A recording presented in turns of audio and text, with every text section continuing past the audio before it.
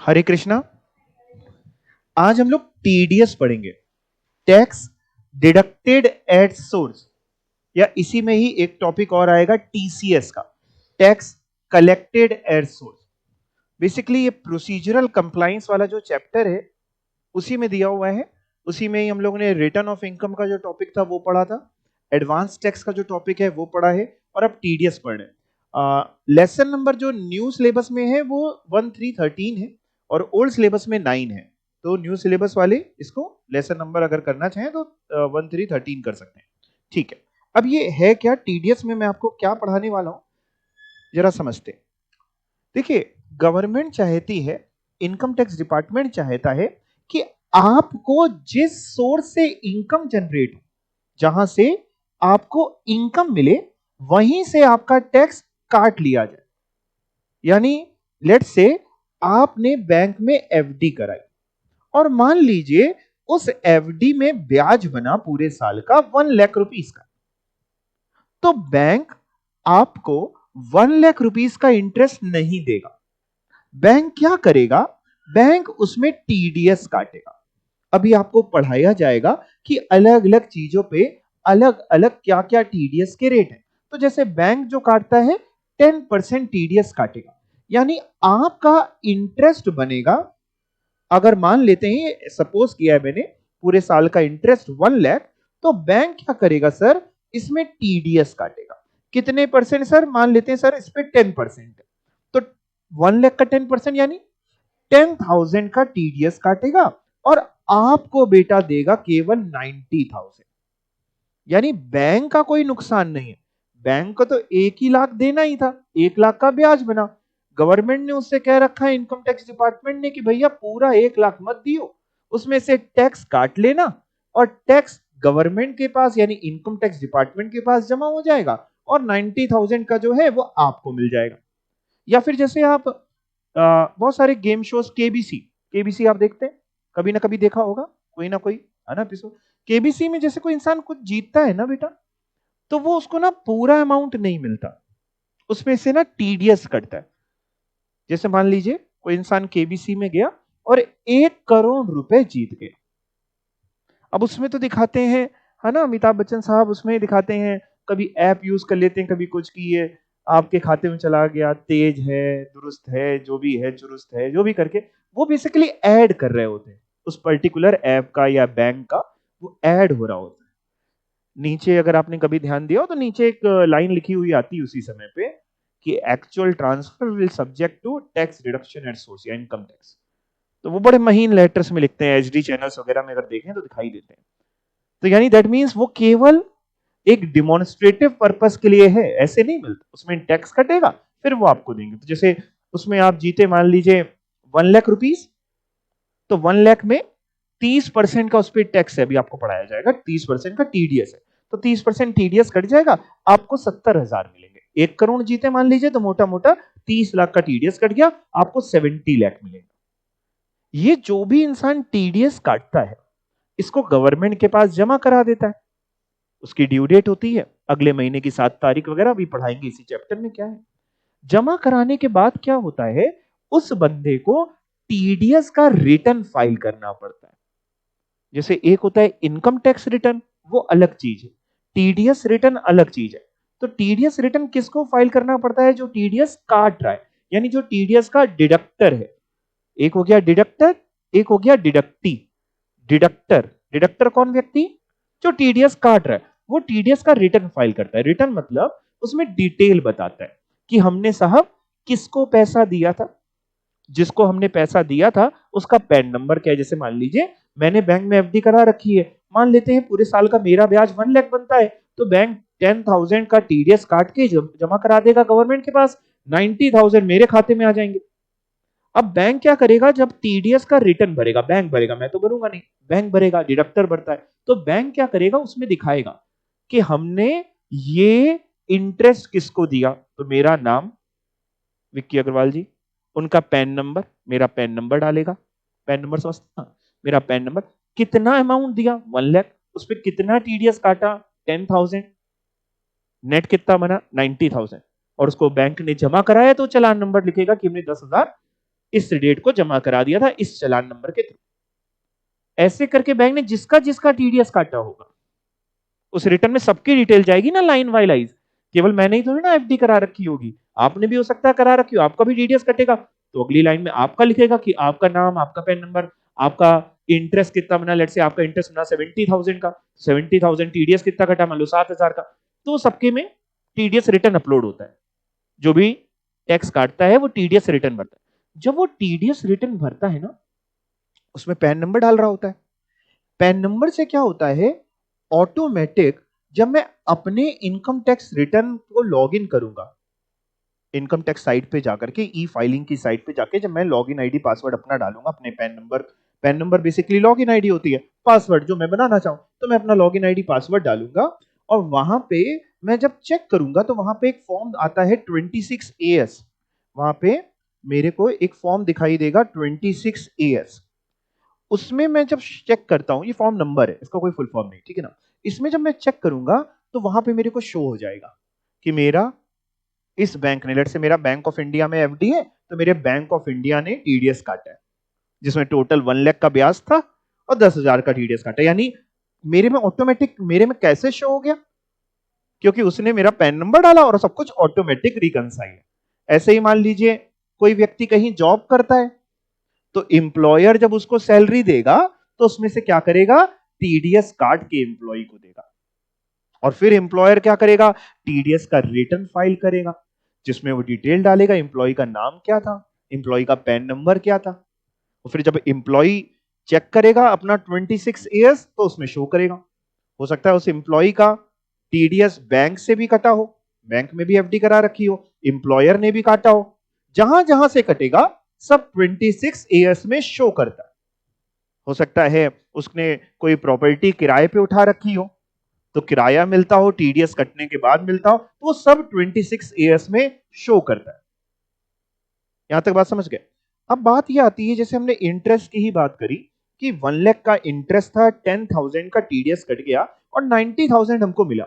हम जब बाद में अपना इनकम टैक्स रिटर्न भरेंगे, टीडीएस रिटर्न नहीं, टीडीएस रिटर्न तो किसने भरा, बैंक वगैरह ने, है ना। हम जब अपना इनकम टैक्स रिटर्न भरेंगे तो ये जो ब्याज मिला हमको एफडी पे, इसको हम अपनी इनकम में दिखाएंगे। कौन से हेड की इनकम में, आईफॉज में, इनकम फ्रॉम अदर सोर्सेज में। सवाल आता है साहब कितनी दिखाएंगे, हम 1 लाख की इनकम दिखाएंगे कि हम 90,000 की इनकम दिखाएंगे, क्या लगता है आपको? नहीं, हम लोग दिखाएंगे 1 लाख की इनकम। हमारे हाथ में हमेशा याद रखना ग्रॉस टैक्सेबल होता है, नेट टैक्सेबल नहीं होता। दैट मींस हम जब अपना आईटीआर फाइल करेंगे तो ये है ग्रॉस, GROSS, और ये है नेट, टीडीएस कटने के बाद। ये ग्रॉस इनकम टैक्सेबल होती है। अच्छा, हम अपने आईटीआर में 1 लाख की इनकम दिखाएंगे, ना कि 90,000 की। ये 1 लाख की इनकम प्लस और भी जो हेड की इनकम है, यानी टीडीएस कटने से पहले वाली फिगर, टीडीएस कटने से पहले वाली फिगर। जैसे केबीसी में हम जीते 1 करोड़ रुपए, उन्होंने 30 लाख रुपए का टीडीएस काटा, हमको दिया 70 लाख रुपए। तो जब हम अपना आईटीआर भरेंगे तो हम 70 लाख को अपनी इनकम में नहीं शो करेंगे, 1 करोड़ को शो करेंगे, ग्रॉस को शो करते हैं। इतनी बात समझ में आई। अब होता क्या है, ग्रॉस को हमने शो किया, और भी जिस हेड की इनकम होती है हम सारी इनकम शो करते हैं, तो मेरी ग्रॉस टोटल इनकम आ जाती है। और भी हो सकता है हमने किसी हेड से कमाया, 5 हेड आपको बताएंगे, जिससे कमाया सारे हेड की इनकम, ग्रॉस टोटल इनकम आ गई। ग्रॉस टोटल इनकम में से हम अपनी डिडक्शंस माइनस कर लेते हैं, अगर हमको मिलनी है 80C से लेके 80U, आपने पढ़ी थी चैप्टर 6A में, जो डिडक्शन हमें मिलनी है, पढ़ा था ना 80C, याद आ रहा है ना। तो वो हम माइनस कर लेते हैं, एलआईसी, पीपीएफ, मेडिकल इंश्योरेंस, जो भी अगर हम एलिजिबल है तो हम माइनस कर लेते हैं। माइनस करके टैक्सेबल इनकम आती है, उस टैक्सेबल इनकम में हम अपना टैक्स निकालते हैं। टैक्सेबल इनकम में कितना टैक्स बना हमारे ऊपर, जो भी स्लैब लगता है ना, 2.5 लाख की एग्जेम्पशन लिमिट, 3 लाख की, 5 लाख, जैसे आपको टैक्स निकालना आता है वैसे हम भी अपना टैक्स निकालते हैं। टैक्स निकालने के बाद मान लो मेरा टैक्स बना, फॉर एग्जांपल बेटा, और भी सारी इनकम्स थी, सारी इनकम को बना मिला करके मेरा टैक्स पूरे साल का बना 50,000। कितना टैक्स बना? 50,000।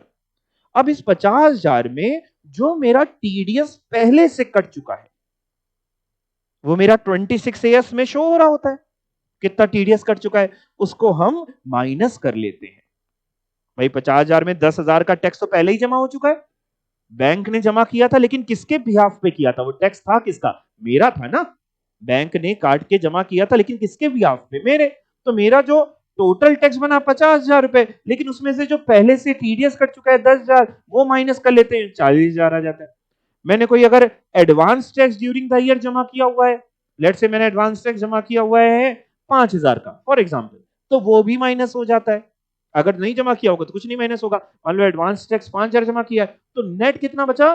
35,000। ये मेरे को सेल्फ असेसमेंट टैक्स की तरह, सेल्फ असेसमेंट टैक्स भी आपने आईटीआर वाले चैप्टर में पढ़ा था, उसमें सेक्शन नहीं भी याद हो आपको तो कोई बात नहीं, 140A एक सेक्शन था, उसमें मैं ये 35,000 जमा करता हूं और फिर अपना आईटीआर दाखिल करता हूं। यानी जो भी इनकम दिखाई जाती है वो ग्रॉस दिखाई जाती है, नेट नहीं दिखाई जाती। कभी भी आपसे बोले कि आपको लेट्स से इंटरेस्ट रिसीव हुआ है 90,000, 90,000 रिसीव हुआ है 10,000 के टीडीएस कटने के बाद, interest received is ₹90,000 after deduction of tax of ₹10,000। The income liable to be tax are 1 lakh. इनकम कितनी टैक्सेबल होगी? 1 लाख। ग्रॉस टैक्सेबल होती है, अपना टैक्स निकालते हैं, जो भी पहले टीडीएस कट चुका होता है वो माइनस कर लेते हैं, एडवांस टैक्स कट चुका होता है वो माइनस कर लेते हैं, जो बैलेंस आता है इतना और जमा करा देते हैं। बात समझ में आई? अच्छा, मान लो अगर किसी इंसान की केवल एफडी का ही ब्याज की इनकम है 1 लाख की, केवल एफडी के ब्याज की इनकम है 1 लाख, और कोई इनकम ही नहीं उसकी, और बैंक ने क्या किया? 1 लाख पे 10,000 का टीडीएस काट लिया, तो बना कितना? दिया आपको 90,000। अब आप जब अपना आईटीआर भरेंगे तो आप अपना इनकम फ्रॉम अदर सोर्सेज में 1 लाख दिखाएंगे, 90 तो दिखाएंगे नहीं, 1 लाख दिखाएंगे, और किसी हेड की आपकी इनकम नहीं। मान लेते हैं कोई डिडक्शन भी नहीं 80C से 80 की, तो आपकी टैक्सेबल इनकम कितनी बनी? 1 लाख। 1 लाख पे टैक्स कितना बनेगा? 0। भाई आपको पता है ना 2.5 लाख तक नहीं है, वैसे भी अगर उससे भी ऊपर है तो 5 लाख तक 87A की रिबेट थी रेसिडेंट इंडिविजुअल वगैरह के लिए, तो भैया टैक्स बना 0। अब बैंक लेकिन 10,000 का टीडीएस काटे बैठा है आपका, तो क्या होगा? आपको रिफंड मिल जाएगा। कौन देगा रिफंड? बैंक देगा कि income tax department? Income tax department. Bank से कोई मतलब नहीं, बैंक ने तो टीडीएस काट के जमा कर दिया। तो आप अपना जब आईटीआर दाखिल करेंगे, दाखिल मतलब फाइल करेंगे आईटीआर, आईटीआर भरेंगे अपना, तो आप वहां पे दिखाएंगे साहब ये इनकम है जिसमें टैक्स 0 बनता है, tax already deducted at source is ₹10,000, therefore refund बनता है 10,000। और मैंने आपको आईटीआर वाले चैप्टर में बताया भी था कि मैंने अपनी जीवन में इतने साल से इतनी तेज प्रोसेसिंग कभी नहीं देखी जितनी तेज प्रोसेसिंग अब देख रहा हूं। इधर आईटीआर दाखिल कर रहे हैं, इधर रिफंड दे रहे हैं, वो 5 मिनट भी नहीं लगा रहे, कह रहे हैं ये लो रिफंड बैंक अकाउंट में। इतना तेज कभी नहीं था। तो वो आपका चेक कर लेंगे और वो आपको रिफंड दे देगा। यहां तक बात आपको समझ में आई? तो हम लोग आज क्या पढ़ने जा रहे हैं? टीडीएस, कि जब भी कोई इंसान इनकम पे करेगा तो उसको टीडीएस काटना है, कब काटना है, किसको काटना है, वो पढ़ने जा रहे हैं। तो एक हुआ डिडक्टर, दूसरा कौन बंदा हुआ? डिडक्टी। डिडक्टर कौन बंदा होता है? जो काटता है, जिसको हम लोग पेयर भी कहते हैं, PAYER, पेयर, पे जो कर रहा है पे। और जिसको मिल रहा है वो है पेई, PAYEE, जिसको मिल रहा है वो पेई। तो कौन काटता है? पेयर काटता है। किसका टीडीएस काट रहा है? पेई का। और कहां जमा कर रहा है? गवर्नमेंट के पास। तो कब कटेगा, कब नहीं कटेगा? चलिए शुरुआत करते हैं चैप्टर की। और लेसन नंबर, न्यू सिलेबस वाले इसको 13 कर लीजिएगा, ओल्ड में 9 ही रहने दीजिएगा। टॉपिक है बेसिकली टीडीएस का टैक्स डिडक्शन एट सोर्स, या जिसको प्यार से टैक्स डिडक्टेड एट सोर्स भी कुछ लोग बोलते हैं, दोनों में एक ही बात है, टीडीएस। आइए जरा देखते हैं, अलग अलग चीजों के लिए अलग अलग है। मैंने देखिए क्या क्या कॉलम्स बनाए हुए हैं, अगर आप ध्यान से देखें तो एक कॉलम है सेक्शन का, एक है आपका नेचर ऑफ पेमेंट का, दूसरा है मतलब तीसरा कॉलम है threshold limit for deduction of tax at source. फिर पेयर कौन है वो लिखा है, यानी डिडक्टर कौन होगा, पे कौन होगा, कितना टीडीएस काटना है सर और कब काटना है। तो ये कॉलम्स हैं, फिर से एक बार देखते हैं। सेक्शन है, जैसे पहला वाला सेक्शन 192 है, कौन सा नेचर ऑफ पेमेंट, क्या चीज पेमेंट कर रहा हो, सैलरी। एक बात है ना, सैलरी का पेमेंट कौन किसको करेगा, एम्प्लॉयर एम्प्लॉय को। तो कौन टीडीएस काटेगा, एम्प्लॉयर टीडीएस काटेगा। सर कब काटेगा टीडीएस सर? थ्रेशोल्ड लिमिट क्या है सर? थ्रेशोल्ड लिमिट का मतलब क्या होता है? थ्रेशोल्ड लिमिट का मतलब होता है कि साहब इस लिमिट तक टीडीएस काटने की कोई आवश्यकता नहीं है।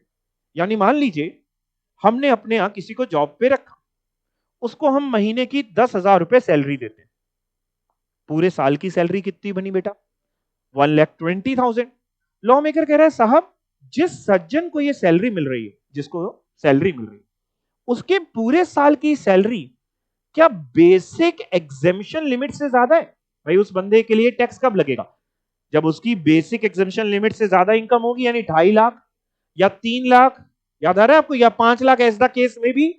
तो अगर हम जो सैलरी दे रहे हैं वो बेसिक एग्जेम्पशन लिमिट या उससे कम की है, हम कोई टीडीएस नहीं काटेंगे, हम पूरी सैलरी उसको दे देंगे। लेकिन मान लीजिए उसकी सैलरी बनती है लेट्स से 1 लाख रुपए महीने की, यानी 12 लाख रुपए साल की, तो हमें क्या करना पड़ेगा? हमें टीडीएस काट के उसको हर बार सैलरी देनी पड़ेगी। तो थ्रेशोल्ड लिमिट का मतलब यह है कि कहां तक आप पेमेंट कर सकते हैं बिना टीडीएस काटे।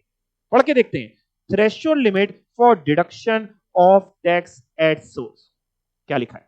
बेसिक एग्जेम्पशन लिमिट तक आप जो पेमेंट कर रहे हैं, 2.5 लाख, 3 लाख, या आप ऑब्लिक लगा के 5 लाख भी लिख लीजिए, एज द केस में भी, एज द केस में भी समझते हैं ना, जिसको पेमेंट कर रहे हैं, जो इंप्लॉय है बेसिकली, उसके लिए कितनी एग्जेम्पशन लिमिट है एप्लीकेबल? 2.5 लाख, 3 लाख, 5 लाख। अगर उतना या उससे कम पेमेंट हो रहा है आप मत काटिए, उससे ज्यादा हो रहा है तो आपको टीडीएस काटना पड़ेगा। ठीक है ना? आप लोग क्या चाहते हैं, जब आप जॉब करें तो आपका टीडीएस कटे कि ना कटे? कटे कि ना कटे? सब समझदार बच्चे। कितने समझदार कब हुए तुम लोग? क्योंकि ज्यादा मिलेगा तभी तो टीडीएस कट के मिलेगा। ठीक है, पेयर कौन हो सर? कौन टीडीएस काटे? इंप्लॉयर। पे किसको मिल रहा है सर वो पैसा? इंप्लॉय को। कौन सा पैसा? टीडीएस का पैसा इंप्लॉय को मिल रहा है? नहीं नहीं, टीडीएस तो गवर्नमेंट के पास जमा हो रहा है, सैलरी का पैसा है ना। सर कितना टीडीएस काटे? देखो भैया, सैलरी में ना कोई रेट प्रिस्क्राइब गवर्नमेंट ने नहीं कर रखा। यानी यहां पे नहीं लिखा, जैसे अभी आप देखेंगे आगे ज्यादातर जगह पे 10%, 30% कुछ रेट लिखा मिलेगा। यहां रेट नहीं लिखा सर, तो क्या लिखा है? Average rate of income tax. Sir इसका मतलब क्या है average rate of income tax? इसका मतलब यह है, हम जिस एम्प्लॉय को सैलरी दे रहे हैं उस एम्प्लॉय का पूरे साल का हम टैक्स एस्टिमेट करेंगे। एम्प्लॉय का टैक्स निकालना हम सबको आता है, इंडिविजुअल होगा एम्प्लॉय, उसका टैक्स कैसे निकलेगा? जो भी स्लैब लगा करके, याद है आपको? तो वो हम उसका टैक्स निकालेंगे। मान लो मोटा मोटा उसका टैक्स बना, हम एज्यूम करें, हमने कुछ निकाला नहीं है, पूरे साल का एम्प्लॉय का जो टैक्स बना वो बना 1,20,000। एम्प्लॉय का जो इनकम टैक्स, सेस वगैरह सब मिला के, अगर सरचार्ज है तो वो भी मिला के, सब कुछ करके जो इनकम टैक्स बन रहा है एम्प्लॉय का पूरे साल का, कितना बना? 1,20,000। अब एम्प्लॉयर क्या करेगा? इसको करेगा डिवाइड बाई 12। एक साल में 12 महीने होते हैं, तो हर साल, हर महीने मतलब जो टीडीएस काटेगा, कितना काटेगा? 10,000 रुपए। 10,000 पर मंथ का टीडीएस काटेगा। मतलब समझ में आया? मान लो उसकी सैलरी है हर महीने की 1 लाख रुपए, तो 1 लाख में 10,000 का टीडीएस काट लेगा, 90,000 उसको दे देगा। क्या करता है एम्प्लॉयर? क्या करता है, हर एम्प्लॉय की जो पूरे साल की सैलरी है उसके हिसाब से एम्प्लॉय का पूरे साल का टैक्स कैलकुलेट कर लेता है और उसको डिवाइड बाई 12 करता है, तो एवरेज रेट आ जाता है और उतना हर महीने वो काटता रहता है। जैसे मान लीजिए मैं एम्प्लॉयर हूं, मेरी ऑर्गेनाइजेशन में 100 लोग काम करते हैं, तो सबका सेम अमाउंट ऑफ टीडीएस कटेगा कि अलग अलग? अलग अलग भाई, जिसका जितना टैक्स बनेगा, जिसकी जितनी हम सैलरी दे रहे हैं उसके हिसाब से पूरे साल की उसकी इनकम होगी उस इंप्लॉय की, उसके हिसाब से हम पूरे साल का उसका टैक्स कैलकुलेट करेंगे, डिवाइड बाई 12 कर लेंगे, हर महीने उतना उतना काटेंगे। यानी कोई रेट प्रिस्क्राइब नहीं है कि 5% काट लीजिए, 10% काट लीजिए, नहीं। पूरे साल का जो भी उसकी आपकी इनकम बन रही है उस पर टैक्स निकाल लीजिए, इंप्लॉय का पूरे साल का इनकम टैक्स, ठीक है ना, सैलरी पे इंप्लॉय का पूरे साल का income tax divide by 12। Divide by 12 समझ गए ना, क्योंकि साल के 12 महीने। अच्छा सर, किस समय एम्प्लॉयर टैक्स को काटे, यानी टीडीएस किस समय डिडक्ट करे, वो भी बता दीजिए। देखिए, जिस समय वो पेमेंट करेगा उस समय टैक्स को काटेगा। टाइम ऑफ डिडक्शन क्या है? टाइम ऑफ डिडक्शन मतलब किस समय टीडीएस काटे sir? At the time of payment. तो ये तो बड़ा आसान है, जिस समय हम उसको सैलरी दे रहे हैं उसी समय हम टीडीएस काट के उसको देंगे, और जो टीडीएस काटा है उसको जो भी ड्यू डेट होगी जमा कराने की तब तक, यानी वो ड्यू डेट या उससे पहले तक एम्प्लॉयर गवर्नमेंट के पास जमा करा देगा। तो एक बार फिर से देखते हैं, सेक्शन 192 है। सर ये सेक्शंस याद करने सारी जरूरत नहीं है, नहीं याद करो कोई बात नहीं, कंटेंट पता कर लो। सैलरी के लिए है 192, सैलरी के लिए, और बेसिक एग्जामिशन लिमिट तक अगर इंप्लॉय की सैलरी है पूरे साल की तो मत टीडीएस काटिए, उसके ऊपर है तो टीडीएस काटिए। एम्प्लॉयर काटेगा एम्प्लॉय का टीडीएस, एंड जितना उसका पूरे साल का टैक्स बन रहा है डिवाइड बाय 12 करके, that is average rate of income tax. और किस समय सर काटेगा? At the time of payment. यहां तक बात समझ में आई? ऐसे ही अलग अलग सेक्शन हैं, जैसे ये तो सैलरी का है। अगला है, अगर आप ईपीएफ से पैसा निकालते, ईपीएफ क्या हुआ? इंप्लॉय प्रोविडेंट फंड, वही अलग अलग तरीके के जो हम लोग ने प्रोविडेंट फंड पढ़े थे, रिकॉग्नाइज अनरिकॉग्नाइज वगैरह। तो अगर उससे पैसा निकालते हैं तो सर क्या होगा? पढ़ के देखते हैं 192A, pre mature withdrawal from EPF. Pre mature का मतलब यह है कि जैसे मान लीजिए हमने, जहां हम जॉब कर रहे हैं, जहां पे ईपीएफ का पैसा हमारा पड़ा हुआ है, भाई प्रोविडेंट फंड समझ लोग समझते हैं, वहां सैलरी चैप्टर में पढ़ा था, कुछ पैसा इंप्लॉय कंट्रीब्यूट करता है, कुछ इंप्लॉयर कंट्रीब्यूट करता है। बेसिकली होता क्या है, अगर वो पीएफ का खाता जो है वो 5 साल या उससे ज्यादा का हो जाता है, 5 साल पीएफ के खाते को चलते हुए कितने साल हो गए? 5 साल या उससे ज्यादा, तो आपका उस पर टीडीएस नहीं कटता, उसको हम मैच्योर बोलते हैं। लेकिन उससे पहले अगर आप पैसा निकाल रहे हैं तो वो कहलाता है प्री मैच्योर, ठीक है ना? तो प्री मैच्योर विड्रॉल, कई बार जरूरत पड़ जाती है लोगों को, है ना, घर पे कोई खर्चा है, शादी है, तो आप अपने पीएफ से थोड़ा बहुत अमाउंट निकाल सकते हैं, विड्रॉ कर सकते हैं। लेकिन जब विड्रॉ करेंगे तो टीडीएस कट के मिलेगा। तो pre mature withdrawal from EPF. और कब काटेंगे सर? थ्रेशोल्ड लिमिट क्या है? अगर जो आप विड्रॉ कर रहे हैं वो कितना विड्रॉ कर रहे हैं? 50,000 या उससे ज्यादा। दैट मीन्स 50,000 से कम विड्रॉ कर रहे हैं, 50,000 से कम विड्रॉ कर रहे हैं, तो टीडीएस कटने की कोई जरूरत नहीं है। यानी 50,000 या उससे ज्यादा आप विड्रॉ कर रहे हैं तो टीडीएस कटेगा। ठीक है, जब आप लोग भी जॉब करेंगे ना तो आपका भी प्रोविडेंट फंड का पैसा कट करके जमा होता रहेगा, तो बढ़िया पैसा एक्यूमुलेट हो जाता है, वो आपको आगे कभी भी कोई भी जरूरत होगी तो उससे आप यूज कर सकते हैं। कौन काटेगा सर ये पैसा?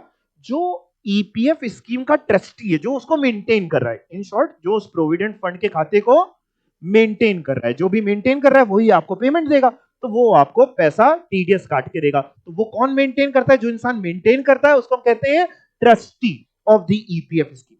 किसका काटेगा टीडीएस? एम्प्लॉय का। सर कितना काटेगा? 10%। कितना परसेंट? 10%। सर ये ब्रैकेट में क्या लिखा है? ब्रैकेट आपको समझाता हूं, मेरी तरफ देखिए। अगर एम्प्लॉय ने उस पीएफ में अपना पैन नंबर दिया हुआ है, यानी उस पीएफ के खाते में उसका पैन नंबर पड़ा है, ट्रस्टी ऑफ ईपीएफ स्कीम जो उसके पास एम्प्लॉय का पैन नंबर है, तो मात्र 10% का टीडीएस वो आपको काटेगा। लेकिन अगर आपने अपना पैन नंबर उसको नहीं दे रखा, किसने पैन नंबर नहीं दे रखा? एम्प्लॉय ने, तो उस पे एमएमआर पे टीडीएस कटता है। सर ये क्या बोल गए? एमएमआर, सुनते जाना, सब समझा दूंगा। मैक्सिमम मार्जिनल रेट पे टीडीएस कटेगा। मैक्सिमम मार्जिनल रेट का मतलब क्या है? मैक्सिमम मार्जिनल रेट का मतलब ये होता है कि उस साल में जो सबसे ज्यादा इनकम टैक्स का रेट एप्लीकेबल होगा इंडिविजुअल को, प्लस सबसे ज्यादा सरचार्ज का जो रेट होगा, प्लस सबसे ज्यादा सेस का। तो अभी क्या है, एमएमआर अगर बात करते हैं तो एमएमआर को अगर निकाला पड़े, वैसे तो मैंने देखो यहां पे ना कैलकुलेट करके लिख दिया आपके लिए, कितना लिखा है मैंने? 42.744। बट ये मैंने कैसे निकाला आपको ये भी सिखा देता हूं, क्योंकि एमएमआर भी हर साल चेंज हो सकता है, अगर इनकम टैक्स का रेट चेंज होगा तो एमएमआर चेंज हो जाता है। अभी क्या है, इंडिविजुअल पे जो मैक्सिमम इनकम टैक्स का रेट, आपने स्लैब पढ़ा था, स्लैब पे सबसे ज्यादा इनकम टैक्स का रेट कितना था? 30%। तो 30 वो, सरचार्ज कितने परसेंट सबसे ज्यादा वाला था? 37%। याद है ना आपको? 10%, 15%, 25%, 37, 37। तो सबसे मैक्सिमम 37%, और सेस तो एक ही था, ज्यादा कम कुछ नहीं, 4 ही था। तो आप कैलकुलेटर अगर आपके पास है तो आप निकाल सकते हैं, मैं बता दे रहा हूं कैसे निकाला है। कैलकुलेटर में लिखिए 30, 30 प्लस, प्लस का साइन दबाना, जो जो बोले वही भी करना। फिर से बोलूं क्या? 30, 30 लिखो, 30, 30 प्लस 37%, मोबाइल पे नहीं आएगा, प्लस 37% प्लस 4%। आप चेक कर लीजिए ये आ गया हो। तो ये बेसिकली एमएमआर होता है। दैट मींस एम्प्लॉय की भलाई इसी में ही है कि अपना पैन नंबर उसको प्रोवाइड कर दे। आप पैन नंबर प्रोवाइड कर देंगे तो मात्र 10% का टीडीएस कटेगा, नहीं तो 42.744% का टीडीएस एप्लीकेबल है। पढ़ के देखिए, in case of failure to furnish PAN, आपने पैन नंबर नहीं दिया, परमानेंट अकाउंट नंबर नहीं दिया, तो TDS at the rate MMR, maximum marginal rate, that is 42.744%। तो वहां लिख लो, अपने पास लिख लो, that is 30 plus 37% plus 4%, 30 plus 37% plus 4%। Sir किस समय टीडीएस कटेगा? वही लिखा है यहां पे भी, eight the time of payment, जिस समय आपने पेमेंट किया। तो दो हम लोगों ने अभी तक पढ़ लिए। आ रहा है ना समझ में? इजी है, ठीक है।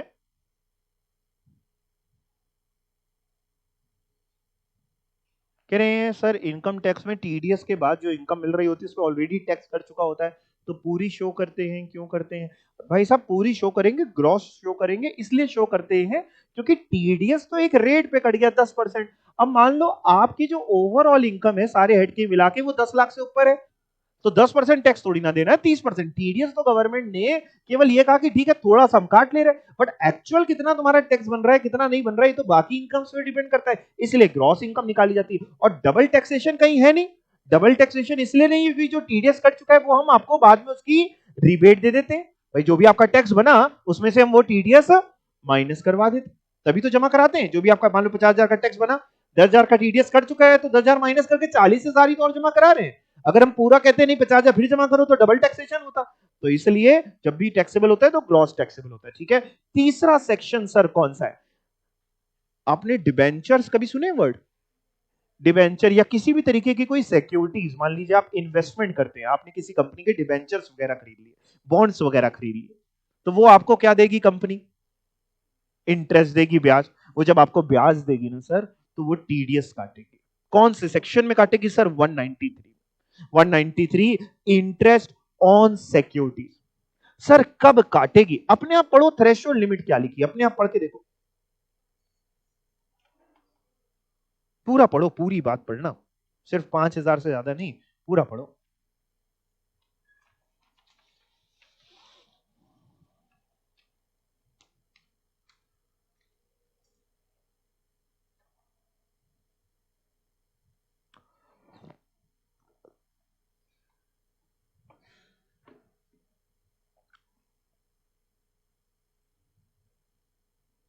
यानी कब काटने वाली है?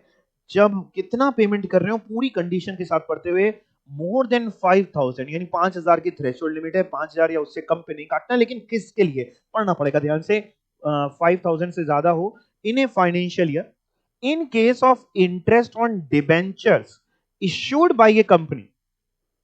ऐसे डिबेंचर्स पे ब्याज दे रही है जो किसने इश्यू करे? कंपनी ने। कौन सी company sir? In which public are substantially interested, यानी कौन सी कंपनी हुई? Widely held company, WIDELY, WIDELY। एक होती है क्लोजली हेल्ड कंपनी, एक होती है, पहले भी आया था अलग अलग set of carry forward of loss पढ़ा था तब भी वाइडली हेल्ड क्लोजली हेल्ड आया था। तो किसके लिए लिमिट है? वाइडली हेल्ड कंपनी, जिसमें पब्लिक सब्सटेंशियली इंटरेस्टेड होती है, वो थी वाइडली हेल्ड कंपनी। जितनी भी आपकी लिस्टेड कंपनीज हैं ये सारी उसमें आती है, ठीक है ना। तो कह रहे हैं डिबेंचर्स पे ब्याज दे रही कंपनी, वो भी कौन सी कंपनी? जो वाइडली हेल्ड है। और सर किसको दे रही है? सारी कंडीशन किसको दे रही है? पेड या credited to a resident individual or resident HUF. और किससे दे रही है सर? अकाउंट पे ही चेक। जैसे यहां अकाउंट पे ही चेक लिखा है, अब अकाउंट पे ही चेक से ना देखिए, अगर आप किसी और बैंकिंग सिस्टम से भी देते हैं, ऑनलाइन भी ट्रांसफर करते हैं, तो भी 5,000 की लिमिट एप्लीकेबल रहेगी। लेकिन अगर ये कंडीशन नहीं पूरी हुई तो कितनी थ्रेशोल्ड लिमिट है? तो किसी के लिए कोई थ्रेशोल्ड लिमिट नहीं है, no threshold limit specified in any other case. इसका मतलब क्या हुआ? No threshold limit specified means अगर ये कंडीशन जो आपने पढ़ी ये पूरी हो गई तो 5,000 तक का ब्याज आप दे सकते हैं पूरे साल में किसी को, जिस पे आपको टीडीएस काटने की कोई जरूरत नहीं है। लेकिन अगर ये कंडीशन पूरी नहीं होती तो आप मान लो 2,000 का भी ब्याज दे रहे हो, आपको टीडीएस काटना है। तो कंडीशन क्या है? फिर से बढ़ते हैं। कंडीशन क्या है? इंटरेस्ट ऑन डिबेंचर दे रहे हो, वाइडली हेल्ड कंपनी दे रही हो, भाई ये कंडीशन है इंटरेस्ट ऑन डिबेंचर। दूसरा कौन दे रहा हो, widely held company that is in which public are substantially interested. तीसरा किसको दे रही, रेसिडेंट इंडिविजुअल या एचयूएफ को दे रही हो। और चौथा अकाउंट पे चेक वगैरह से दे रही हो। तो अगर ये चारों बातें पूरी हो गई तो 5,000 रुपए तक के ब्याज पे, 5,000 एक महीने का है कि पूरे साल का टोटल है, पूरे साल का टोटल 5,000 रुपए तक के ब्याज पे टीडीएस नहीं काटना। 5,000 से ऊपर है तो फिर काटना है। अगर 5,000 से ऊपर होगा, जैसे 6,000 का ब्याज है, तो केवल 1,000 पे कटेगा कि पूरे 6,000 पे, पूरे 6,000 पे कटेगा फिर अगर कटेगा तो। और सर अगर ये कंडीशन नहीं पूरी होती, कोई भी मान लीजिए एक नहीं पूरी हो रही, दो नहीं या तीन नहीं या चार नहीं, तो कोई थ्रेशोल्ड लिमिट नहीं है। जितना भी ब्याज देंगे, मान लीजिए क्लोजली हेल्ड कंपनी ने डिबेंचर इशू कर रखे, वो ब्याज दे रही है, तो 5,000 की कोई लिमिट नहीं है। ठीक है सर, सर कौन काटेगा? बेटा देखो, जो भी व्यक्ति ये ब्याज दे रहा होगा वही टीडीएस काटेगा। एनी पर्सन, पेयर कौन है, डिडक्टर कौन है, any person responsible for paying any income by way of interest on security. जो भी ब्याज दे रहा होगा किसको, किसी भी को, एनी रेसिडेंट। कितना काटेगा, मात्र 10%। कितने परसेंट, मात्र 10%। सर किस समय काटेगा? देखो ऊपर वाले जो दो सेक्शन थे 192 और 192A, आप देखें इन दो सेक्शंस में तो लिखा था eight the time of payment काटेगा भैया। लेकिन सर यहां तो आपने कुछ लंबा चौड़ा लिखा हुआ है, at the time of credit of such income to the account of the payee और at the time of payment whichever is earlier. मैं आपको समझाता हूं इसका मतलब, मेरी तरफ देखिएगा, इसका मतलब समझिए। देखिए साहब, क्या होता है कई केसेस में, मान लो कई केसेस में ऐसा होता है कि कंपनी क्या करती है, अपनी बुक्स में ब्याज की एंट्री कर लेती है, जनरल एंट्री। जनरल एंट्री का मतलब क्या हुआ कि उसने ब्याज देने की एंट्री कर ली, एक्रू करके ड्यू कर लिया, अभी पे नहीं किया। जनरल एंट्री कैसे करी, मैं एंट्री भी आपको बताता हूं। कंपनी ब्याज दे रही है तो कंपनी के लिए एक्सपेंस है। कंपनी अपनी बुक्स में क्या करेगी, interest on debentures account debit to debenture holder, interest on debenture to debenture holder, और फिर जब भी देगी तो डिवेंचर होल्डर टू बैंक। अब लॉ ने यह कह रखा है कि भैया कंपनी जब भी तुम अपनी बुक्स में उस डिवेंचर होल्डर को क्रेडिट करोगे, आपने क्रेडिट किया ना, interest on debentures to debenture holder, जब भी क्रेडिट करोगे वो टाइम, वो डेट, या जिस समय पेमेंट करोगे, एक्चुअल में जब पेमेंट किया वो डेट, दोनों में जो भी पहले आएगी वहां पे उस दिन पे आपको टीडीएस काट लेना। तो मतलब मान लीजिए अभी ड्यू नहीं हुआ, हमने पहले पेमेंट कर दिया, तो जिस समय पेमेंट किया वो, मान लीजिए दूसरा केस, हमारा ड्यू कर दिया हमने ब्याज, अभी पेमेंट नहीं किया, पेमेंट कर रहे हैं 10 15 20 दिन बाद, तो जिस समय ड्यू कर दिया यानी जिस समय क्रेडिट कर दिया हमने, जनरल एंट्री पास कर ली इन शॉर्ट, उसको उस समय काट लेना। इसको आप ऐसे याद कर लेंगे, हम लोग अब आगे पहुंचने पे आएगा तो इसको हम ऐसे बोलेंगे, P or C whichever is E, P or C whichever is E, P for payment, C for credit and E for earlier। और प्यार से अब आप समझी रहे हैं अगर मेरी बातों को, है ना, ये P और C whichever is E कहीं लिख के नहीं आएंगे, लिख के तो यही आएंगे at the time of credit और at the time of payment whichever is earlier। और अगर आप समझ ही रहे हैं तो हम लोग PC और PCE बोल लेंगे, PCE बोले तो आप समझ जाइएगा, पेमेंट क्रेडिट, पेमेंट या credit whichever is earlier, PCE। तो ऊपर वाले जो दो सेक्शन थे उसमें केवल P था, eight the time of payment था, उसमें सी देख ही नहीं रहते। लेकिन ये वाले सेक्शन में क्या है, पी और C whichever is E, PCE. समझ में आ गई बात? तो एक बार फिर से देखते हैं, सेक्शन कौन सा है sir, 193, interest on securities. Threshold limit 5,000 से ज्यादा दे रहे हैं तो कटेगा, लेकिन अगर वो कंपनी हो जिसमें वाइडली हेल्ड कंपनी हो, डिवेंचर पे ब्याज हो, रेसिडेंट वगैरह को ब्याज हो, इंडिविजुअल एचयूएफ को, और अकाउंट पे चेक वगैरह से हो तो नहीं, तो कोई लिमिट किसी के लिए भी नहीं है, कितना भी रुपए दे आपको ब्याज पे टीडीएस काटना पड़ेगा। जो भी ब्याज दे रहा है वो टीडीएस काटेगा, यानी रेसिडेंट किसी भी व्यक्ति को जिसको आप दे रहे हैं जो रेसिडेंट है उसका टीडीएस कटेगा, 10% टीडीएस आपको काटना पड़ेगा, पी और सी विचएवर इज ई। इतनी बात समझ गए? पक्का? बैंक वगैरह जो हम लोगों को ब्याज देते हैं ना, बैंक में भी तो एफडी करा सकते हैं ना, बैंक जो ब्याज देते हैं ना, बैंक जो टीडीएस काटते हैं वो सेक्शन 193 में नहीं काटते, ये जो आपने पढ़ा ना इसमें नहीं काटते। कहां काटते हैं, सेक्शन 194A में काटते हैं। कहां दिखेगा आपको, ध्यान से ढूंढो, डिविडेंड वाला बाद में पढ़ेंगे, पहले ये 194A मिल गया, interest other than interest on securities. That means bank यहां पे आपका टीडीएस काटते हैं, जो एफडी पे बैंक ब्याज देते हैं उस पे 194A में टीडीएस काटते हैं। कंपनी वगैरह जो डिबेंचर्स पे ब्याज देती है उस पे 193 में टीडीएस काटते हैं। सेक्शंस नहीं भी याद करेंगे तो ऐसी कोई बात नहीं है, तो फिर यहाँ पे दोबारा क्यों पढ़े, लिमिट अलग है ना। देखते हैं जरा क्या लिमिट है, क्या थ्रेशोल्ड लिमिट है, पढ़ के देखते हैं। कहां तक नहीं काटे बैंक ब्याज, कितना ब्याज पेमेंट कर सकता है पूरे साल में। 40,000 से ज्यादा अगर पेमेंट कर रहा है तो टीडीएस काटना है, लेकिन पूरी बात पढ़नी पड़ेगी। 40,000 से ज्यादा in a financial year, in case of interest credited और पेड बाई, किसने ब्याज का पेमेंट किया है, बैंकिंग कंपनी ने, या किसी कोऑपरेटिव सोसाइटी जो एंगेज हो बैंकिंग बिजनेस में, या फिर बहुत सारे नहीं कोऑपरेटिव बैंक्स होते हैं उनकी बात करें, या फिर किसने आपको पेमेंट किया, post office on any deposit under A notified scheme. ये तीन लोग जब पेमेंट करेंगे तो टीडीएस काटेंगे। लेकिन अगर 40,000 या उससे कम पूरे साल का ब्याज बन रहा है आपका एफडी पे, तो टीडीएस नहीं काटेंगे। अच्छा, टीडीएस नहीं काटने का मतलब ये नहीं होता कि आपके हाथ में टैक्सेबल नहीं होगा। मतलब सर, मतलब मान लो आपका पूरे साल का ब्याज बना लेट से 20,000 रुपए का, बैंक में आपने एफडी कराई, पूरे साल का ब्याज बना 20,000, बैंक ने टीडीएस नहीं काटा, लिमिट ही नहीं है, जरूरत नहीं है ना, तो बैंक ने टीडीएस नहीं काटा, आपको 20,000 का एफडी पे ब्याज दे दिया। अब जब आप अपना आईटीआर भरोगे, इनकम टैक्स रिटर्न, तो वहां पे आप 20,000 की इनकम शो करोगे कि नहीं, वहां तो शो करोगे। इसका मतलब ये नहीं कि 20,000 तक या 40,000 जब लिमिट लिखी यहां तक आपके हाथ में एग्जेम्प्ट हो गया, तो टीडीएस काटने की एप्लीकेबिलिटी दी हुई है, तो आप 20,000 तो शो करोगे, प्लस और भी जो भी इनकम्स होंगी वो सब शो करोगे, टैक्स तो वैसे ही निकालोगे जैसे निकालना आता है। समझ में आया, मतलब टीडीएस कट रहा है या टीडीएस नहीं कट रहा है। मोस्ट इंपॉर्टेंटली, टीडीएस अगर नहीं कट रहा है तो उसका मतलब ये नहीं है कि वो इनकम आपके हाथ में एग्जेम्प्ट हो गई। समझ रहे हैं बात को, ठीक है। तो ये तो इसलिए कर दिया, बैंक वगैरह कहां छोटे छोटे केसेस, मान लो किसी का 500 रुपए का ब्याज बना, कहां टीडीएस काटते फिरे, फॉर्मेलिटीज बढ़ जाएंगी ना, इसलिए लिमिट डाली हुई, ठीक है। तो 40,000 से ज्यादा अगर बैंक आपको ब्याज दे रहा है तो ये तीनों को हम बैंक बोल लेंगे। जब हम बैंक बोले ना तो आप समझ लेना बैंकिंग कंपनी भी बोल रहे हैं, कोऑपरेटिव सोसाइटी जो बैंकिंग बिजनेस में हो उसको भी बोल रहे हो, पोस्ट ऑफिस में भी सर एफडी होती है क्या, बिल्कुल होती है बेटा, वो तो बल्कि ज्यादा सिक्योर होती है ना, वहां पे भी आप एफडी करा सकते हैं, तो उसको भी बोल रहे हैं। सर ये 40,000 की लिमिट रहेगी, अगर कोई रेसिडेंट सीनियर सिटीजन है जिसको ब्याज मिल रहा है, जिसने एफडी कराई, अगर वो व्यक्ति कौन है, 60 साल या उससे ऊपर रेसिडेंट सीनियर सिटीजन है, तो लिमिट रहेगी 50,000। कितनी लिमिट रहेगी, 50,000। और सर ये क्या लिखा है, मोर देन 5,000 उसी के नीचे in financial year in other cases. इसका मतलब क्या है, इसका मतलब है मान लो बेटा मैंने क्या कर रखा है मैं आपको बताता हूं, मैंने मान लीजिए टाटा मोटर्स में एफडी करा रखी है सर, ऐसा भी हो सकता है क्या, हाँ होता है ना, बहुत सारी कंपनियां होती हैं जो एफडी आप वहां करा सकते हैं, महिंद्रा में करा सकते हैं। तो एक तो हो सकता है उसका डिबेंचर खरीद लें, एक हो सकता है उसके शेयर्स खरीद लें, और एक हो सकता है वहां पे डिपॉजिट कर दें, यानी एफडी। आमतौर पे ये लोग बैंक के मुकाबले थोड़ा सा रेट ऑफ इंटरेस्ट ज्यादा देते हैं, बट रिस्क थोड़ी ज्यादा रहती है।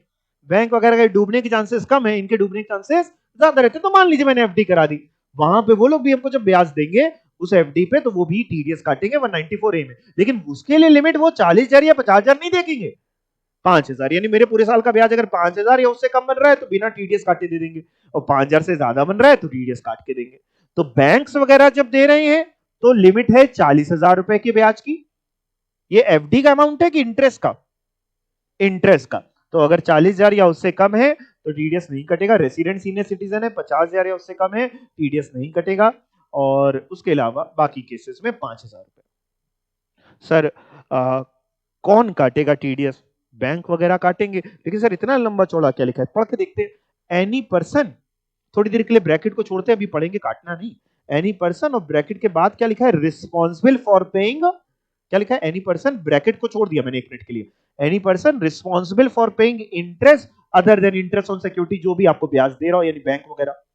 तो सर ब्रैकेट में क्या, अभी आते हैं, पहले देखते हैं किसको मिल रहा हो ब्याज, एनी रेसिडेंट। टीडीएस का रेट कितना है यहाँ पे, 10% का। सर किस समय काटेंगे, पीसीई, समझ गए ना, PCE payment credit whichever is earlier. Sir ये ब्रैकेट में क्या, आओ अब वापिस आओ जरा, क्या कौन काटेगा टीडीएस, एनी पर्सन, ब्रैकेट में क्या है, अपने आप पढ़ो एक बार।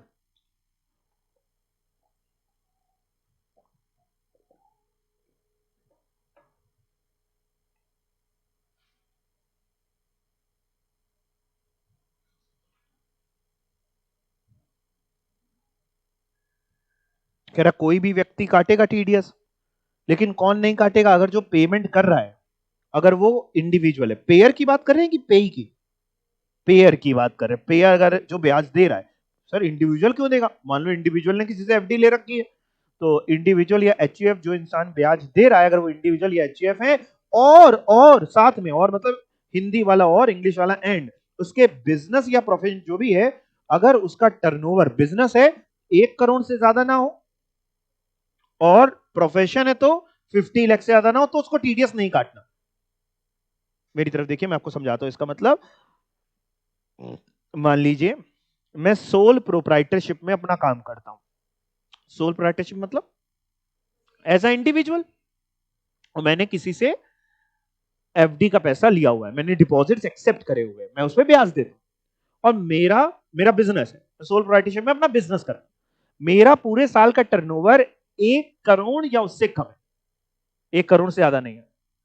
ऐसे में मैं जो ब्याज दूंगा, भले ही वो 5,000 का ब्याज हो, 5,000 से ज्यादा का ब्याज हो, मेरे को टीडीएस काटने की कोई जरूरत नहीं।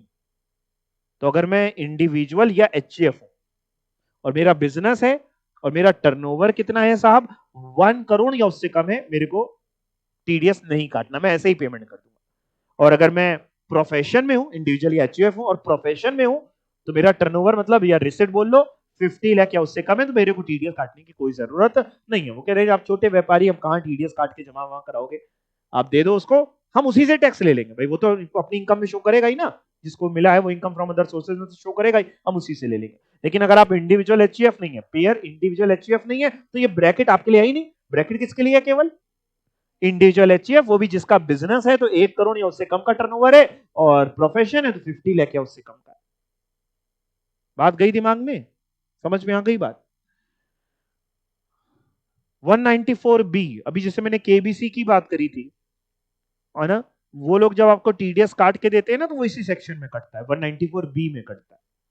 केबीसी से, या कोई लॉटरी जीत गए आप कुछ भी इस तरीके का, या आप कोई कार्ड गेम में जीत गए, पत्ते खेलते हैं आप, है ना, जुआ खेलते हैं उसमें जीत गए कुछ भी, तो आपको जो पेमेंट मिलेगा ना वो इसमें कट के मिलेगा, टीडीएस 194B में। देखते हैं जरा, winning from any lottery, crossword puzzle और कार्ड गेम और other game of any sort.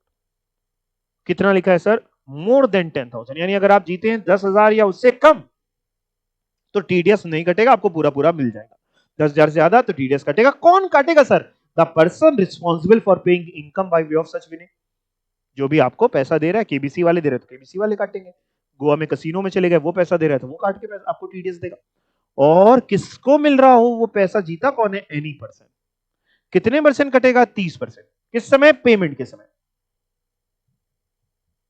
बात समझ गए? इस पे ना एक बहुत ही एक क्वेश्चन है, मोस्ट फ्रीक्वेंटली पूछा जाता है, और क्वेश्चन इस तरीके से पूछा जा सकता है कि मान लो अगर किसी को विनिंग फ्रॉम लॉटरी से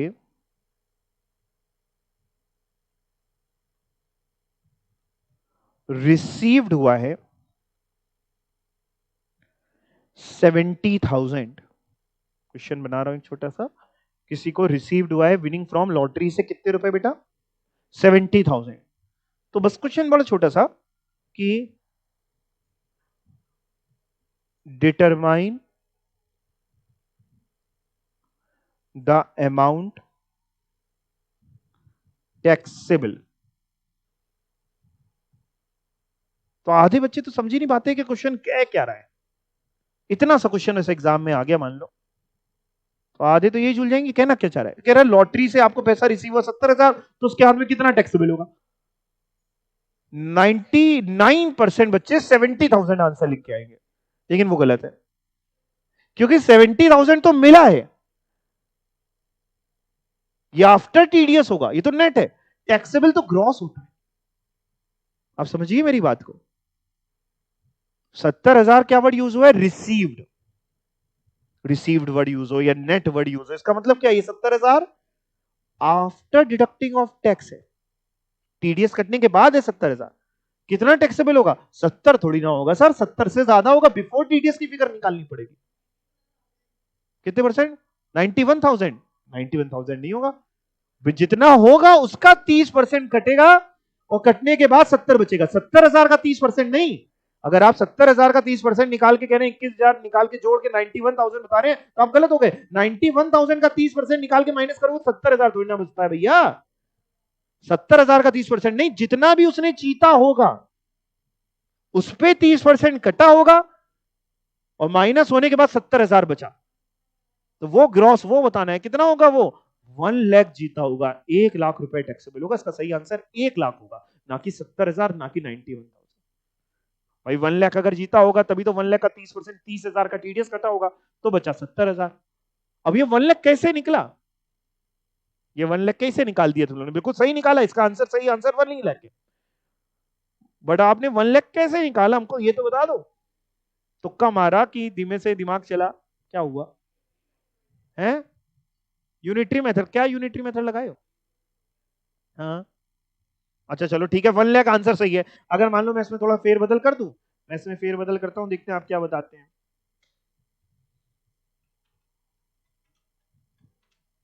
मान लो उसको मिला होता, इंटरेस्ट रिसीव्ड होता 1,75,000 का, रिसीव्ड मतलब नेट फिगर, टीडीएस के बाद 1,75,000। अब बताओ कितना होता अगर आप वाकई समझदार बच्चे हैं। 1 लाख का आंसर आप लोग ने 70,000 में सही बताया था, जिसने भी बताया, तो वही लोग 1,75,000 भी बता दो। 1,75,000 का अगर उसको लॉटरी से, लॉटरी हो गई, केबीसी हो गया, कहीं से भी 1,75,000 की उसकी विनिंग है, रिसीव्ड हुआ है मतलब उसको नेट, तो कितना अमाउंट उसके अंदर टैक्सेबल होगा। अच्छा और कौन से हेड में होगा अगर पूछ ले तो? इनकम फ्रॉम अदर सोर्सेज में, इस तरीके की इनकम आपको पता है, कैजुअल इनकम वगैरह, उसी में ही टैक्सेबल होती है।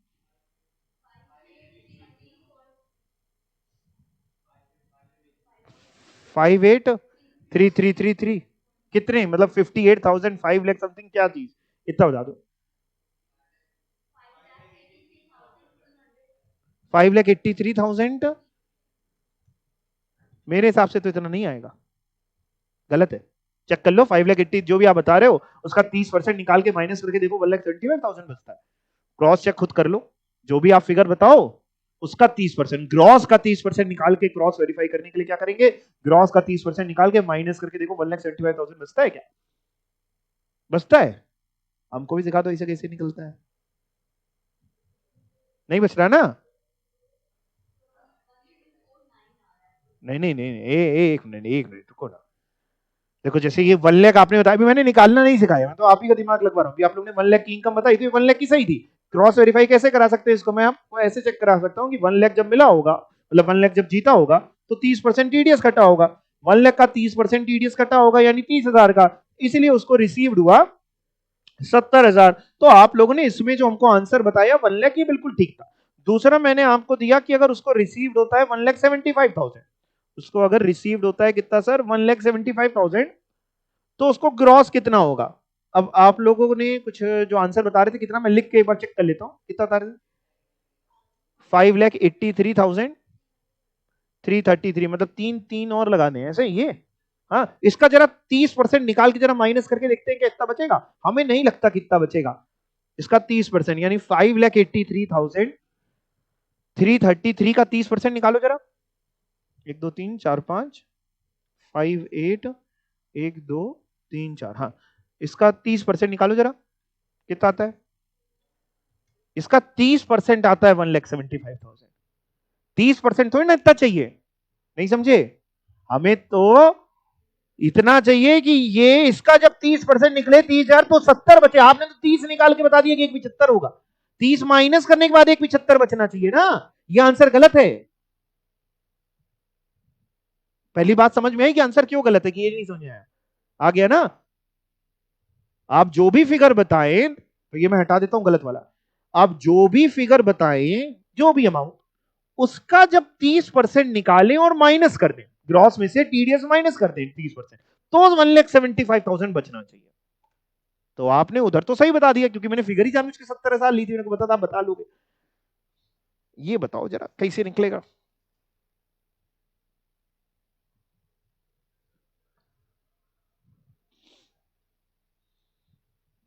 उसको जो भी मिला होगा उसका जब 30% टीडीएस कटा तो उसको 1,75,000 रिसीव्ड हुआ, तो उसको नेट, तो 1,75,000 है, ग्रॉस कितना जीता होगा उसने। 227500 भी नहीं आएगा। चेक कर लो, खुद ही चेक कर लो एक बार। उसका जो भी आप बता रहे हो उसका 30% निकाल के माइनस करके देखो, 1,75,000 बचेगा है, 2.5 लाख सही आएगा। 2.5 लाख है, उसने 2.5 लाख रुपए जीते होंगे। 2,50,000 की विनिंग उसकी रही होगी, तब उसका 30% टीडीएस कटा होगा। 2.5 लाख का 30% 75,000, और तब जाके 1,75,000 उसको रिसीव होगा। तो सही आंसर इसमें 2.5 लाख है। सवाल है निकालें कैसे, निकाल ही नहीं पा रहे हैं। देखिए बड़ा सिंपल तरीका है, ये जो भी रिसीव्ड होता है, जैसे इधर पहले इसमें 70,000 रिसीव्ड हुआ पहले वाले एग्जाम्पल में, जो भी रिसीव्ड होता है ये किसी का 70% है। किसी का अगर 30% टीडीएस कट गया तो बचा कितना? दुनिया में 100% होता है, 100 में 30% टीडीएस कट गया तो बचा कितना? 70%। तो 70,000 किसी का 70% है, 70% मतलब होता है 70/100, यानी 0.7। 70% मतलब 70/100 यानी 0.7। तो ये किसी का 70% है, इसका मतलब अगर 100% निकालना है तो क्या करें, 70,000 अपॉन या तो 0.7 कर लो तो आपका आंसर आ जाएगा। करो जरा, 70,000 अपॉन 0.7 आ गया 1 लाख। ऐसे यहां पे कर लो, 1,75,000 मिला तो ये किसी का 70% मिला है, क्योंकि 30% टीडीएस कट गया, डिवाइड बाई 0.7। 1,75,000 डिवाइड बाई 0.7, 2,50,000 आ जाएगा। फिर 2.5 लाख का आप चेक करना हो अगर एग्जाम में, तो आप 2.5 लाख का 30% निकाल के माइनस करके चेक करोगे तो आपका ये दिख रहा है 1,75,000 बच रहा है। 70%, या फिर आप ऐसे नहीं समझ में आ रहा था, आप ऐसे लिख सकते हो कि 70,000 किसी का 70% है, divide by 70% into 100%, percent cut जाएगा तो डिवाइड बाई 70 इंटू 100 करोगे तो भी 1 लाख आ जाएगा। डिवाइड बाई 70 इंटू 100 कर सकते हैं, डिवाइड बाई डायरेक्टली 0.7 से करो, खत्म करो। समझ गए? किसी चीज पे अगर 10% का रेट होता, मान लो जैसे बैंक से एफडी पे ब्याज मिला, कह रहे हैं आपको ब्याज मिला 90,000 टीडीएस कटने के बाद, तो बैंक ने कितना काटा है टीडीएस? आपने पढ़ा अभी 10%, तो बैंक ने 10% काटा, 90,000 मिला तो किसी का 90% बचा ना। अगर 10% टीडीएस कट गया तो बचा कितना? 90%। तो 90,000 डिवाइड बाई 0.9 या डिवाइड बाई 90% इंटू ऊपर 100%। तो मोस्ट फ्रीक्वेंटली आस्क्ड क्वेश्चंस में से एक ये है। तो जब भी नेट लिखा हो वर्ड या रिसीव्ड वर्ड लिखा हो तो 1 सेकंड के लिए जग के काम करना कि भैया ये तो टीडीएस कटने के बाद की फिगर है, तो हमें तो टैक्सेबल टीडीएस के पहले की फिगर होगी।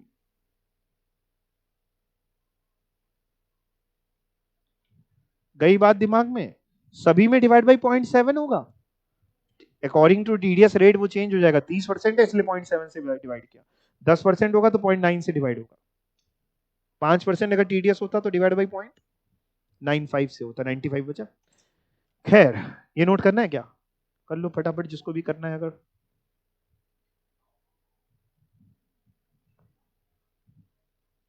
फॉर्मूला लिखने में लिखवा दीजिए सर, फॉर्मूला लिखवा दीजिए तो याद कर लेंगे सर हम लोग। लिख लो फॉर्मूला, ग्रॉस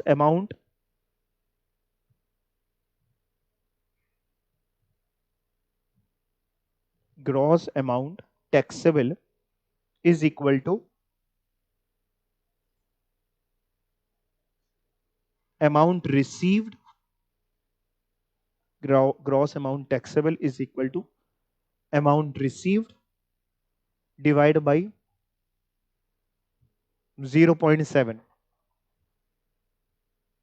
0.7 लिखवा दूं कि 100 माइनस टीडीएस रेट लिखवा दूं? क्या लिखवा दूं? 100 माइनस टीडीएस रेट, क्योंकि आप 0.7 लिखवा देंगे तो हर जगह वही कर देंगे ना, दिमाग लगाएंगे नहीं। ठीक है, तो लिख लो divide by 100 minus TDS rate. और अगर आप 100 से कंफ्यूज हो तो 1 लिख लीजिए, 1 माइनस टीडीएस रेट।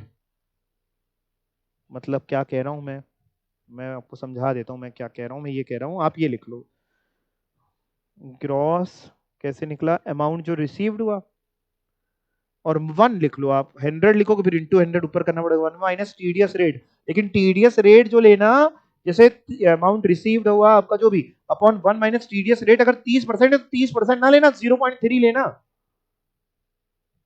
30% मतलब 30/100 ना। अगर 1 ले रहे हो 1 माइनस, तो टीडीएस रेट कितना हो जाएगा? 0.3। 1 माइनस 0.3 मतलब डिवाइड किससे हो रहा है? 0.7 से।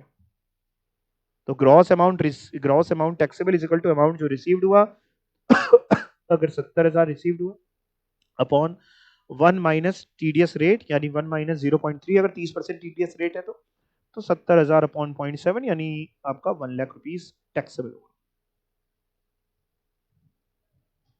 अब हो जाएगा।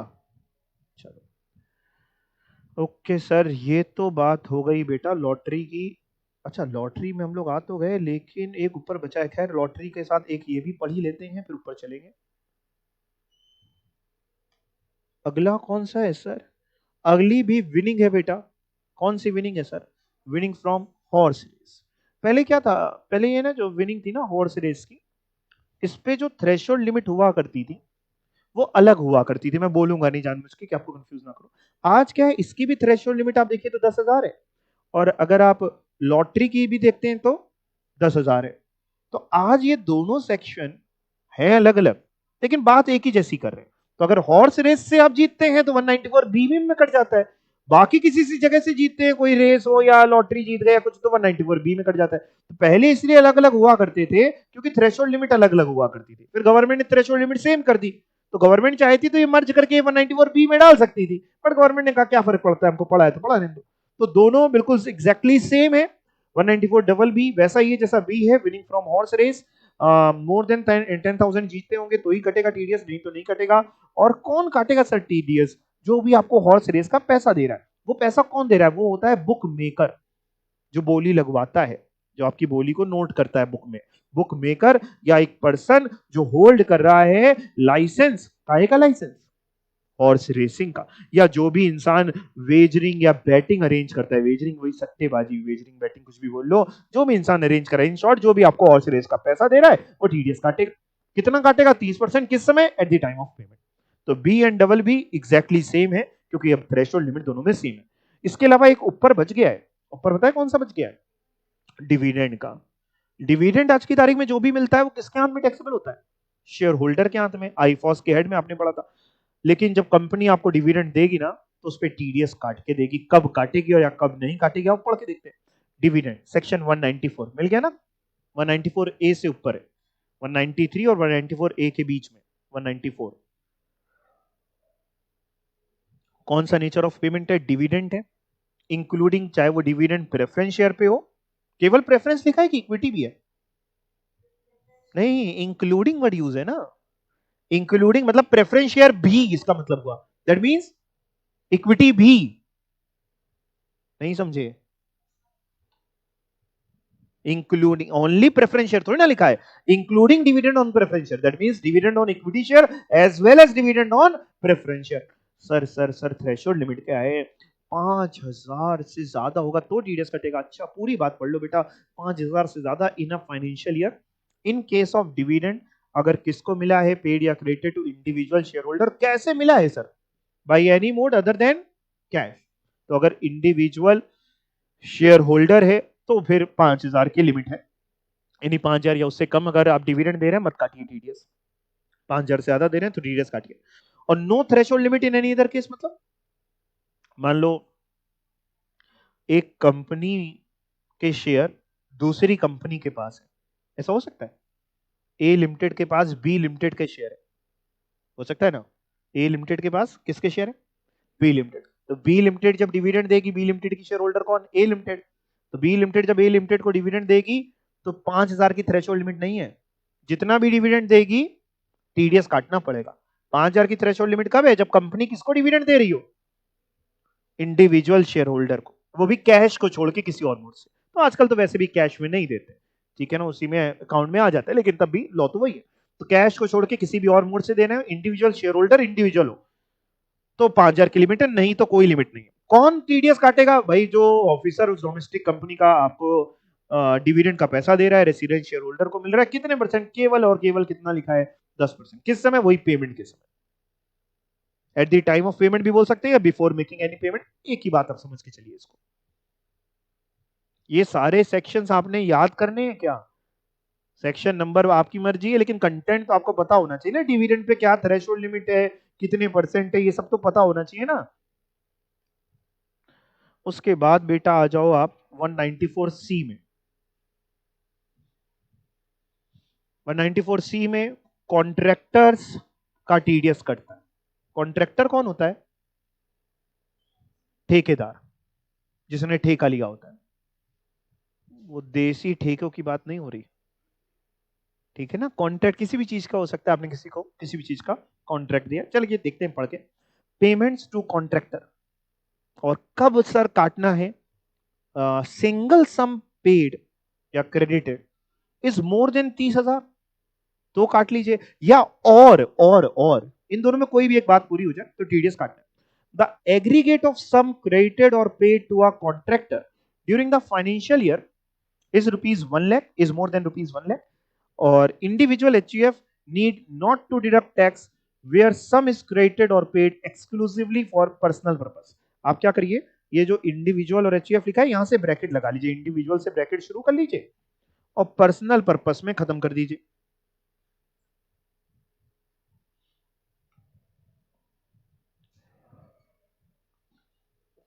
कुछ भी खास आपको समझ में आया नहीं है? ये आया है? कुछ समझ में आया है कि नहीं? नहीं, अभी मैं समझाता हूं, परेशान ना हो। पहले इधर और पढ़ लो बगल वाला, फिर एक साथ सब समझा देंगे।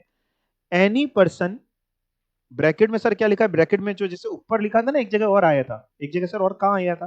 यहाँ पे बेटा, ये आया था ना 194A में, सेम वैसा ही लिखा है क्या? हाँ वैसा ही लिखा है, पढ़ लो एक बार।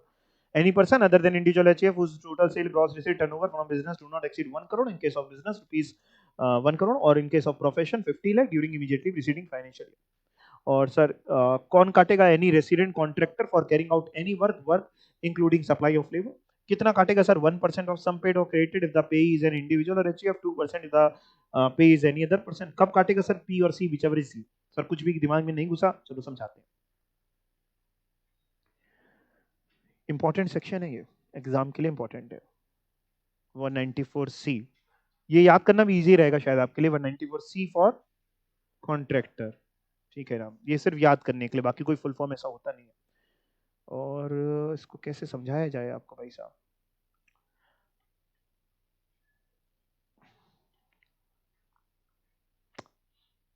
वन 194C को समझाया जाए आपको, कैसे समझाया जाए, देखते हैं।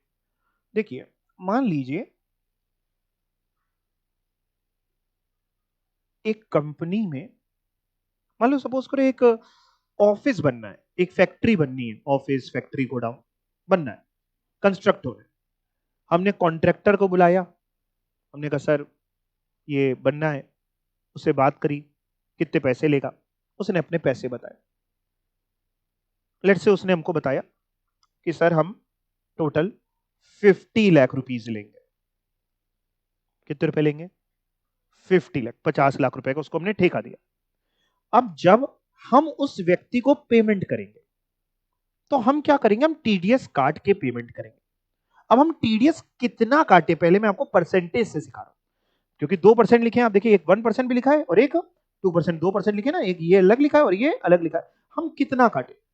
जिस व्यक्ति को हमने ठेका दिया है, जो कॉन्ट्रैक्टर है, जो पेई है, जिसको पैसा मिलेगा, डिडक्टर नहीं, डिडक्टी, जिसको ठेका मिला है, अगर वो ठेकेदार इंडिविजुअल होगा या एचयूएफ होगा, इंडिविजुअल या एचयूएफ, सोल प्रोप्राइटरशिप में काम करता है, इंडिविजुअल है या एचयूएफ है, तो हम मात्र 1% टीडीएस काट के उसको दे देंगे। और अगर वो कोई और है, मान लो जिसको हमने ठेका दिया है वो खुद एक कंपनी है, किसी कंपनी को ठेका दिया, हो सकता है ऐसा कि नहीं, किसी पार्टनरशिप फर्म को ठेका दिया, इंडिविजुअल एचयूएफ को छोड़ के किसी को ठेका दिया है, तो हम टीडीएस काटेंगे 2% का। तो हमने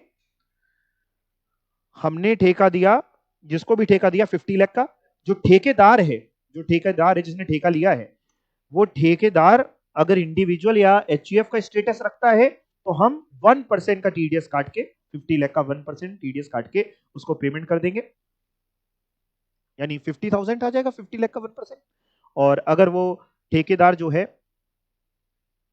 इंडिविजुअल एचयूएफ नहीं है, कोई और है, तो 2%, 50 लाख का 2%, 1 लाख रुपीस का टीडीएस काट के उसको दे देंगे। यहां तक आप बात समझ गए? सर कब टीडीएस नहीं काटना होता? थ्रेशोल्ड लिमिट क्या है? अच्छा, थ्रेशोल्ड लिमिट के लिए पहले एक चीज और समझाते हैं। जो व्यक्ति कॉन्ट्रैक्ट दे रहा है, जो व्यक्ति कॉन्ट्रैक्ट दे रहा है, यानी जिसने कॉन्ट्रैक्ट दिया है, कॉन्ट्रैक्ट दिया मतलब डिडक्टर, आप समझ पाओगे डिडक्टर डिडक्टी, डिडक्टर कौन? जो पैसा देगा, जो पैसा देगा, एक व्यक्ति होगा जिसको पैसा मिलेगा वो है कॉन्ट्रैक्टर, जो पैसा देगा, ठीक है ना, डिडक्टर। अगर मान लीजिए सर वो व्यक्ति इंडिविजुअल या एचयूएफ है और उसने किसी को कॉन्ट्रैक्ट दिया एक्सक्लूसिवली पर्सनल पर्पस के लिए। हमने कहा सर मतलब क्या हुआ? मान लीजिए मेरे पास ना एक जमीन पड़ी है जिसमें ना मैं अपना बंगला बनवा रहा हूं। हमने कहा मुकेश अंबानी से अच्छा मेरा बंगला होना चाहिए, हम बंगला बनवा रहे हैं, यानी पर्सनल पर्पस के लिए मैंने एक ठेकेदार बुलाया, हमने कहा कैसा ऐसा एक बंगला चाहिए, ऊपर हेलीपैड भी बना देना, हेलीकॉप्टर वगैरह उतर है, सारी चीजें। उसने हमसे कॉन्ट्रैक्ट डील करी, हमारी उसकी 10 करोड़ की डील हो गई। हमने कहा हम आपको 10 करोड़ रुपए देंगे, ऐसा बंगला तैयार करिए। और मैंने कॉन्ट्रैक्ट दिया है, मैं कौन हूं? अगर मैं इंडिविजुअल या एचयूएफ, और कॉन्ट्रैक्ट काहे के लिए दिया? बिजनेस के लिए नहीं दिया, मेरा अपने पर्सन, मेरे को टीडीएस नहीं काटना, एक भी रुपए का टीडीएस नहीं काटना, मैं उसको दे दूंगा। उसके हाथ में टैक्सेबल होगा, हाँ उसके हाथ में तो होगा, वो अपनी इनकम दिखाएगा, उसको उसके लिए पीजीपी की इनकम है, उसके हाथ में टैक्सेबल, मेरे को टीडीएस नहीं काटना। भाई बहुत सारे ठेके होते हैं, हम लोग पर्सनल पर्पस के लिए देते हैं, घर वगैरह बन रहा है आपका, आपने किसी को ठेका दे दिया मान लो 10 लाख 20 लाख 5 लाख का, तो इंडिविजुअल एचयूएफ से कैसे कहते हैं कि तुम टीडीएस काट लो? कहां काटेगा, उसको इतनी नॉलेज ही नहीं है। टीडीएस काटेगा, जमा कराएगा, टीडीएस रिटर्न भरेगा। इसलिए अगर आप इंडिविजुअल या एचयूएफ है, आपने ठेका किसी को दिया है, किसके लिए? पर्सनल पर्पस के लिए, टीडीएस मत काटिए, कोई जरूरत नहीं, कोई थ्रेशोल्ड लिमिट नहीं, आपको काटना ही नहीं है। Are you getting my point? इसके अलावा अगर आप इंडिविजुअल या एचयूएफ है, आपका है बिजनेस या प्रोफेशन, आप इंडिविजुअल या एचयूएफ हैं और आपका है बिजनेस या प्रोफेशन, और अगर बिजनेस है और आपका टर्नओवर है 1 करोड़ या उससे कम का, और प्रोफेशन है और आपकी रिसिट्स हैं 50 लाख या उससे कम की, मत काटो टीडीएस, कोई जरूरत नहीं टीडीएस काटने की। भले ही हम बिजनेस के लिए कॉन्ट्रैक्ट दे रहे हो, मैं इंडिविजुअल में, individual as a sole provider अपना बिजनेस करता हूं, और मैंने एक ठेकेदार बुलाया अपनी फैक्ट्री बनाने के लिए, उसको हमने ठेका दिया 20 लाख रुपए का फैक्ट्री कंस्ट्रक्ट कराने के लिए। कह रहे सर आप जो बिजनेसमैन है जिसने ठेका दिया है डिडक्टर, आप कौन है सर? हमने सर हम इंडिविजुअल है या एचयूएफ। कह रहे सर आपका टर्नओवर पिछले साल का कितना था, प्रीसीडिंग फाइनेंशियल ईयर का पिछले साल का टर्नओवर कितना था? हमने सर 1 करोड़ से बहुत कम था सर, क्या बताएं। और अगर प्रोफेशन में होते हैं तो कह रहा कितना था? हमने 50 लाख से कम था। कह रहा मत काटो ना सर, आप टीडीएस आपको नहीं काटना। हमने कितना पेमेंट कर दिया, लिमिट कितनी है? कह रहा कितना भी करो टीडीएस मत काटो, रहने दो ना सर, आपको नहीं काटना, आप उसको दे दो, आपको कहां परेशान कर, आप छोटे व्यापारी हो। तो अगर मैं पर्सनल यूज के लिए किसी को ठेका दे रहा हूं तो मैं कुछ देख ही नहीं रहा हूं, मैं अपना टर्नओवर वगैरह मतलब ही नहीं है, मैं कुछ नहीं देख रहा हूं। पर्सनल यूज के लिए दे रहा हूं तो ये लिखा है, पर्सनल यूज के लिए दे रहा हूं तो individual HUF need not to deduct tax where sum is credited और पेड एक्सक्लूसिवली फॉर। तो अगर हमने कोई पैसा किसी को दिया अपने पर्सनल यूज के लिए, हमने कोई ठेका दिया हुआ है, हमको टीडीएस नहीं काटना। और अगर हमने बिजनेस के लिए ठेका दिया है, और हम कौन है, हम कौन मतलब जिसने ठेका दिया है वो व्यक्ति कौन है? इंडिविजुअल और एचयूएफ, और उसका टर्नओवर ये 1 करोड़ 50 लाख समझ गए बिजनेस के लिए, और इसके लिए इतना या इससे कम हो तो भी नहीं काटना। अब बचे बाकी लोग, बाकी लोग बोले तो कि जहां पर्सनल पर्पस के लिए भी हमने ठेका नहीं दिया, और हम ऐसे बिजनेसमैन भी इंडिविजुअल एचयूएफ नहीं जिसका टर्नओवर इससे कम हो, इससे ज्यादा है, या हम कंपनी है मान लो हमने ठेका दी, कुछ भी है, तो हमें क्या करना है सर? हमें टीडीएस काटना है, बिल्कुल काटना है बेटा। सर उसमें क्या लिमिट है? उसके लिए ये लिमिट है, ये उसके लिए ये लिमिट है। अच्छे से समझ लेना, क्योंकि अच्छे अच्छे को ये समझ में नहीं आता क्या लिखा है लॉ में, आपको नहीं, पढ़े लिखे लोगों को नहीं समझ आता ये क्या लिखा है लॉ में। उसके लिए लिमिट है, उसके लिए सर क्या लिमिट है? उसके लिए लिखा है कि अगर जो सिंगल सम तुम दे रहे हो वो 30,000 से ज्यादा दे रहे हो तो टीडीएस काटो, या फिर एग्रीगेट 1 लाख से ज्यादा दे रहे हो तो भी काटो। हमने कहा सर मतलब नहीं समझाया, क्या मतलब समझिए। मान लीजिए मैंने ना किसी को ठेका दिया और अपने बिजनेस के लिए दिया, पर्सनल यूज के लिए देता तो काटना नहीं है, बिजनेस के लिए दिया, और मैं कौन हूं? मैंने जिसने ठेका दिया, मैं कंपनी हूं, फर्म हूं, या मे बी मैं इंडिविजुअल एचयूएफ हूं, वो भी ऐसा जिसका टर्नओवर 1 करोड़ या 50 लाख से ज्यादा है, मैंने ठेका दिया, तो मैंने ना उसको ना पूरे साल में ना सर 20,000 का ठेका दिया है, पूरे साल का ठेका दिया है, ठेके का कॉन्ट्रैक्ट का पैसा कितना है सर? 20,000। लॉ मेकर कह रहा है कहा टीडीएस काटोगे, दो यार, छोटी रकम है दे दो बिना टीडीएस काटे। दूसरा केस, हमने ना सर उसको जो ठेका दिया है ना सर पूरे साल का, वो 50,000 का दिया। कितना दिया है? 50,000। हम जो उसको पेमेंट हमने जो किया, हमने जो उसको पेमेंट किया सर वो 25,000 एक बार कर दिया, और थोड़े टाइम बाद 25,000 और कर दिया। कितना पेमेंट हो गया? 50,000। लॉ मेकर कह रहे सर एक मिनट रुकिएगा, कह रहा सर कोई भी सिंगल पेमेंट 30,000 से ज्यादा का तो नहीं था? हमने कहा नहीं। कह रहा साथ में पूरे साल का पेमेंट 1 लाख से ज्यादा का नहीं था? दोनों बातें पूरी होंगी तो टीडीएस नहीं काटना है। फिर से सुनो, मैं आपको जो लिखा है इसका अपोजिट सिखा रहा हूं, मतलब यही सिखा रहा हूं लेकिन दूसरी तरीके से। यहां लिखा है और यहां तो ये लिखा है कि इन दोनों में कोई बात पूरी हो जाएगी तो टीडीएस काटना है। मैं ये सिखा रहा हूं कब नहीं काटना है, इसका मतलब उससे जल्दी समझ में आएगा। जब आपने कोई भी सिंगल पेमेंट 30,000 से ज्यादा का ना किया हो एंड पूरे साल का पेमेंट 1 लाख से ज्यादा का नहीं। मतलब सर मतलब मान लो बेटा हम उसको पूरे साल में देने वाले हैं 1.5 लाख रुपए, और हमने 1.5 लाख रुपए कैसे दिए? 25,000 अभी दे दिए, थोड़े दिनों बाद 25,000 दे दिए, 25,000 करके दे रहे हैं बार बार मान लो। यानी कोई भी सिंगल पेमेंट मेरा 30,000 से ज्यादा का नहीं है। कितने हो गए? 25,000, ये 1 लाख, ये 1.5 लाख हो गए ना। हाँ, ये ऐसे करके हमने 6 बार दिया मान लो। कह रहा सिंगल पेमेंट 30,000 से ज्यादा का तो नहीं? हमने कहा नहीं। कह रहा एंड एग्रीगेट पेमेंट पूरे साल का 1 लाख से ज्यादा का तो नहीं है? हमने कहा है। कह रहा टीडीएस काटो। किस पे काटना है? सारी रकम पे, जितना जितना पेमेंट कर रहे हैं, इस पे भी, इस पे भी, इस पे भी 25,000 जो जो दे रहे हैं टीडीएस काटने के बाद देंगे। तो हमने कब नहीं काटना है फिर से समझो, जब सिंगल पेमेंट 30,000 से ज्यादा का ना हो एंड एग्रीगेट पेमेंट 1 लाख से ज्यादा का ना हो। सर मतलब मान लो एक और एग्जांपल, मान लो उसका पूरे साल का पेमेंट बन रहा है 50,000 और हमने पूरा 50,000 उसको एक बार में दे दिया। टीडीएस काटना है। क्यों काटना है? सिंगल पेमेंट तो 30,000 ज्यादा हो गया ना। तो कब नहीं काटना है? अगर इसको ऐसे याद करें तो जब दो कंडीशन दोनों की दोनों पूरी होंगी तो नहीं काटना है। क्या दो कंडीशन? सिंगल पेमेंट 30,000 से ज्यादा नहीं होना चाहिए, एग्रीगेट पेमेंट 1 लाख से ज्यादा नहीं होना चाहिए। इतनी बात चली गई। कितना काटेंगे वो आपको पहले सिखा दिया। कितना काटेंगे? मे बी 1% या may be 2%, depending upon the status of the contractor. If the contractor is individual और एचयूएफ 1%, एनी अदर केस 2%। अब एक बार फिर से पढ़ लीजिए। सब में से थोड़ा सा ट्रिकी सेक्शन यही है, लेकिन अगर समझा जाए तो आ जाएगा समझ में, ऐसा नहीं है। तो मैंने कैसे आपको समझाया, एक बार मैं फिर से समझाने की कोशिश कर रहा हूं। सबसे पहले मैंने ये पकड़ा कि अगर आप इंडिविजुअल या एचयूएफ हैं जिसने ठेका दिया है, तो काहे के लिए दिया है? पर्सनल पर्पस के लिए। तो आपको टीडीएस काटना ही नहीं है, irrespective of any limit. Irrespective, इसमें 30,000 या 1 लाख तो मैंने सिखाया नहीं, irrespective of any limit. 5 crore का भी ठेका दे रहे हैं, 10 करोड़ का बंगला बनवा रहे हैं, टीडीएस मत काटो। दूसरा मैंने ये सिखाया, अगर आप इंडिविजुअल या एचयूएफ हैं और बिजनेस के लिए ठेका दिया है लेकिन आपका टर्नओवर बहुत इससे कम है यार, इससे ज्यादा नहीं है, तो भी टीडीएस मत काटो साहब। छोटो ना यार, छोटे बिजनेसमैन हो यार, किनारे हो।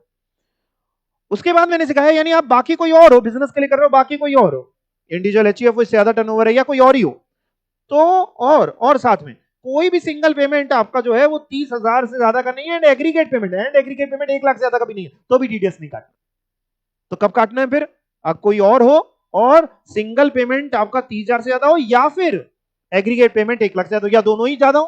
दोनों भी ज्यादा हो सकते हैं कि पूरे साल का एग्रीगेट पेमेंट 10 लाख का ठेका है, हर बार में 1-1 लाख रुपए देते हैं। आप समझ रहे हैं ना? दोनों ज्यादा हो या एक भी कोई एक भी चीज पूरी हो गई ज्यादा है तो आपको टीडीएस काटना पड़ेगा। तभी नहीं काटना है, लिख लो आप हिंदी में, भूल जाओगे नहीं तो। तभी नहीं काटना है जब सिंगल पेमेंट 30,000 या उससे कम हो एंड पूरे साल का एग्रीगेट पेमेंट 1 लाख या उससे कम हो। सर ये कितने साल का देख रहे हैं? 1 लाख? 1 साल का, एक फाइनेंशियल ईयर का 1 लाख या उससे कम हो, और साथ में उससे पहले क्या लिखा है? सिंगल पेमेंट 30,000 या उससे कम हो, तो नहीं काटना। और सर कितना काटना है? Sir 1% of the sum paid और credited if the payee is an individual और एचयूएफ। पेई मतलब कॉन्ट्रैक्टर जिसको पैसा मिल रहा है, अगर वो इंडिविजुअल एचयूएफ है तो 1%, नहीं तो 2%। और सर ये क्या लिखा है आपने, कौन काटेगा? कोई भी इंसान जो कॉन्ट्रैक्टर को पैसा दे रहा होगा। Any resident contractor for carrying out any work including supply of labour. मतलब कई बार लेबर की सप्लाई का भी हम लोग ठेका दे देते हैं। मेरी फैक्ट्री है, अब फैक्ट्री में क्या होता है कि मान लो एम्प्लॉय हम अपने रोल्स पे रख सकते हैं, अपने पेरोल पे। पेरोल समझते हो? अपनी जॉब पे रख सकते हैं। मेरी फैक्ट्री है पेन बनाने की, हमें वर्कर्स की जरूरत पड़ती है, लेबर्स की, तो या तो हम अपनी सैलरी पे अपनी जॉब पे रख लें। जॉब पे रखने बड़ी सी जल्दी होती है आज की तारीख में, कभी आ रहा है, कोई नहीं आ रहा है, किसी कोई बीमार है, कोई ये है, कोई वो है, लेबर नहीं आया, आप काम के लिए बैठे हुए। तो इंसान क्या करता है आज की तारीख में, सिरदर्दी कम चाहता है। तो इसके लिए हम क्या कर सकते हैं, एक ठेकेदार से बात कर ली, भैया तुम हमको रोज 100 लेबर प्रोवाइड कर दिया करो, हमें 100 वर्कर चाहिए। अब वो उसकी सिरदर्दी कहां से लाएगा, तो हमने उसको ठेका दे दिया, एक पैसे हमारे उसके बीच में तय हो गए। तो अगर हम लेबर सप्लाई करने के लिए भी ठेका दे रहे हैं तो भी कटेगा टीडीएस, मटेरियल सप्लाई करने के लिए ठेका दे रहे हैं तो भी कटेगा, बिल्डिंग बनाने के लिए ठेका दे रहे हैं, कुछ भी ठेका दिया है टीडीएस कटेगा। अगर ये बातें आपकी हो रही हैं साथ में पूरी, तो अब बताओ आपको समझ में आया, यस और नो?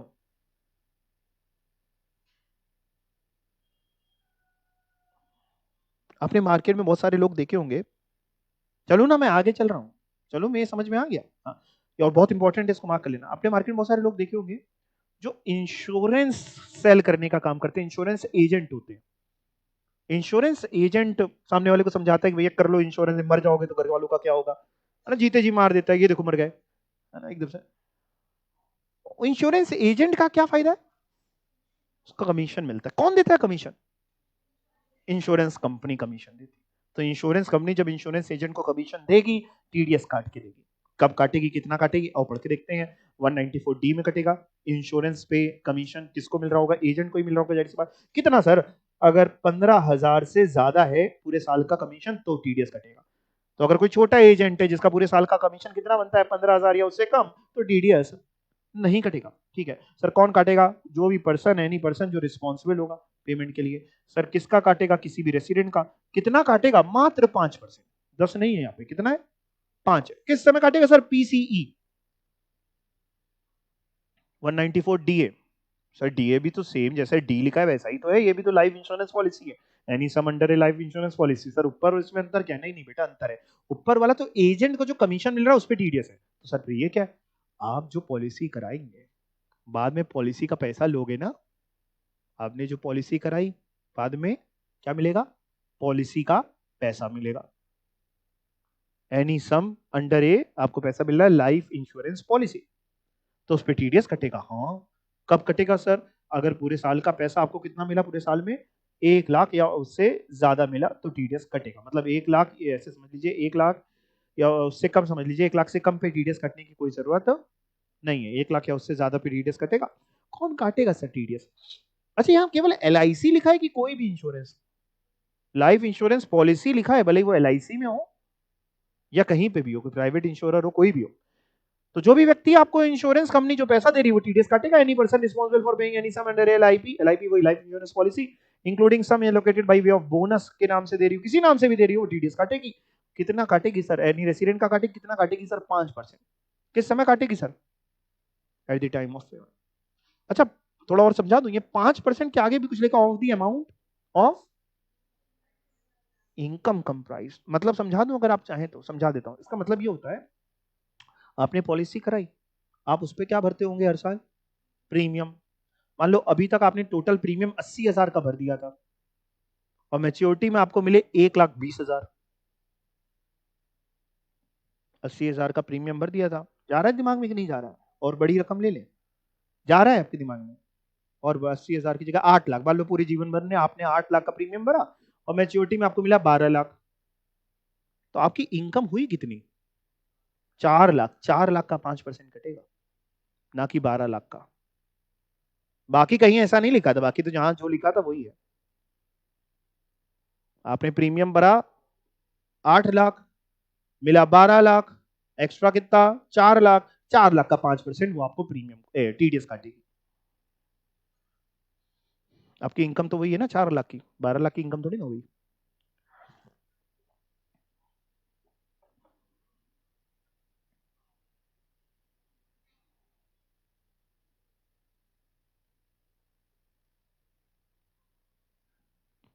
क्या लिखने लग गए? यही लिख रहे हो?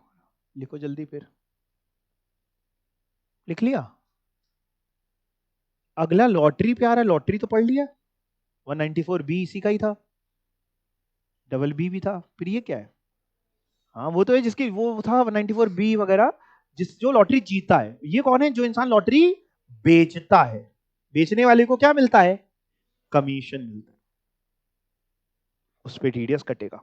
तो सर अभी ऊपर कमीशन का पढ़ा तो 194D तो पढ़ा था सर, वो इंश्योरेंस कमीशन था। ये काहे का कमीशन है? लॉटरी एजेंट जो लॉटरी बेच रहा है उसका commission, commission on sale of lottery ticket. कितना सर? अगर 15,000 से ज्यादा का पूरे साल का कमीशन है सर, वैसा ही लिखा है जैसा इंश्योरेंस वाले में लिखा था, उसमें भी तो 15,000 की लिमिट है। हाँ बेटा हाँ। और सर कौन काटे? कोई भी काटे, किसका काटे? TDS any person stocking, distributing, purchasing or selling lottery ticket, यानी लिख लो इन अदर वर्ड्स एजेंट जो लॉटरी बेचता है, लॉटरी के सेलर, उसका टीडीएस कट रहा है। कितना कट रहा है सर? 5% काट रहे हैं मात्र।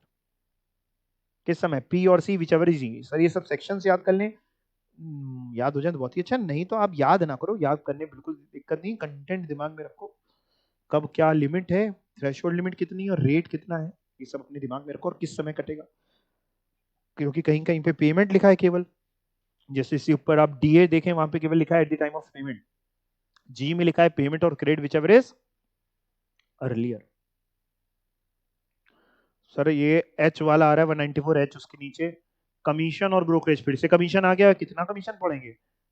वो था सबसे पहले जो पड़ा वो था आपको इंश्योरेंस वालों का कमीशन, फिर उसके बाद पड़ा लॉटरी वालों का कमीशन, तो फिर ये कौन सा कमीशन? उनको छोड़ के बाकी कोई भी कमीशन, बाकी कोई भी कमीशन मतलब मान लो हम प्रोडक्ट बेचते हैं, मोबाइल बेचते हैं, हमने एजेंट अपॉइंट कर दिया, हमने हर मोबाइल बेचने पे तुम्हारा 2% तुम्हारा कमीशन, किसी भी तरीके का कमीशन हो सकता है, दलाली हो सकती है, उन सब पे टीडीएस कटेगा। कब कटेगा? 15,000 से ज्यादा का अगर साल भर का पेमेंट है तो। और कौन काटेगा? एनी पर्सन, ब्रैकेट छोड़ के अगर पढ़े तो रिस्पॉन्सिबल फॉर पेइंग कमीशन और ब्रोकरेज। ब्रैकेट में क्या लिखा है वो आपको अभी तक समझ में आ गया? क्या लिखा है ब्रैकेट में? कौन नहीं काटेगा अगर इंडिविजुअल एचएफ का बिजनेस है 1,50,00,000 समझ में आ गया। अच्छा, और एनी रेसिडेंट का 5% पी और C whichever is C. 194 I rent का है, कौन काटता होगा रेंट पे टीडीएस? लैंडलॉर्ड की टेनेंट? लैंडलॉर्ड काटेगा, सोच के बताओ। रेंट कौन पे करता है? टेनेंट। तो टेनेंट काटेगा ना, लैंडलॉर्ड थोड़ी ना काटेगा। तुम्हें पता होता है कहाँ हम गलत जाने वाले हैं, वही क्वेश्चन पूछते हैं भाई। लैंडलॉर्ड और टेनेंट में हमेशा लैंडलॉर्ड बड़ा होता है, अगर लैंडलॉर्ड काटेगा, टेनेंट की कहाँ इतनी हिम्मत? टेनेंट काटेगा बेटा टीडीएस, लैंडलॉर्ड का। रेंट कौन पे कर रहा है? टेनेंट ना, वो टीडीएस काट के देगा ना। ठीक है, अब कुछ लोग सोच रहे होंगे यार हमने भी अपना घर किराए पे उठा रखा, हमारा किराएदार तो हमको ऐसे ही दे देता है बिना टीडीएस काटे। पढ़ के देखते क्यों नहीं काट रहा है वो। रेंट अगर 2,40,000 से ज्यादा का है पूरे साल का तो काटेगा, तो हो सकता है आपका 2,40,000 से कम का हो, यानी 20,000 रुपए से ज्यादा का रेंट है महीने का, तभी 2,40,000 साल का बनता है। और sir any person responsible for paying rent वो काटेगा। और कौन नहीं काटेगा? इंडिविजुअल एचयूएफ जिसका टर्नओवर इस लिमिट से नीचे हो। तो आप यहाँ जो रह रहा है वैसे तो रेसिडेंशियल पर्पस के लिए रह रहा है वो, दूसरा वो इंडिविजुअल वगैरह होगा अगर वो रह रहा है ना, तो उसका टर्नओवर इससे नीचे होगा इसलिए वो नहीं काट रहा। और तीसरा, मैक्सिमम लोग तो क्या करते हैं, नगद दे देते, दिखाते ही नहीं कहीं पे। लैंडलॉर्ड कहता है हमको नगद किराया दे दो, गलत करते हैं कि नहीं? उसको दिखाना चाहिए अपनी इनकम में कि नहीं? लैंडलॉर्ड को कौन से हेड में इनकम में दिखाना चाहिए उसको? आईफॉस में दिखाना चाहिए, आईएफएचपी में दिखाना चाहिए। ठीक है, तो अगर रेंट का पेमेंट 2,40,000 से ज्यादा है तो टीडीएस कटेगा। और किसको देना है? Any resident. सर रेंट तो यहाँ प्लांट एंड मशीनरी लिख दी। अरे नहीं बेटा, सर लिखी है, अरे नीचे पहले देखो, पहले नीचे देखो, लैंड एंड बिल्डिंग कहीं लिखी है? Land, building, furniture, plant and machinery सब, क्योंकि कुछ भी तो रेंट पे दे सकते हैं। आप समझ रहे हैं बात को? तो अगर प्लांट एंड मशीनरी रेंट पे देते हैं तो 2%, लैंड एंड बिल्डिंग या फर्नीचर रेंट पे देते हैं तो टीडीएस का रेट रहेगा 10%। लैंड, बिल्डिंग या फर्नीचर है तो टीडीएस का रेट रहेगा 10%, प्लांट मशीनरी है तो 2%। कब कटेगा? अगर पूरे साल का रेंट 2,40,000 से ज्यादा का है, 2,40,000 या उससे कम का है तो टीडीएस नहीं कटेगा। किस समय काटेंगे? पी और C whichever is E, payment credit whichever is earlier. 194 IA, important mark कर लीजिए।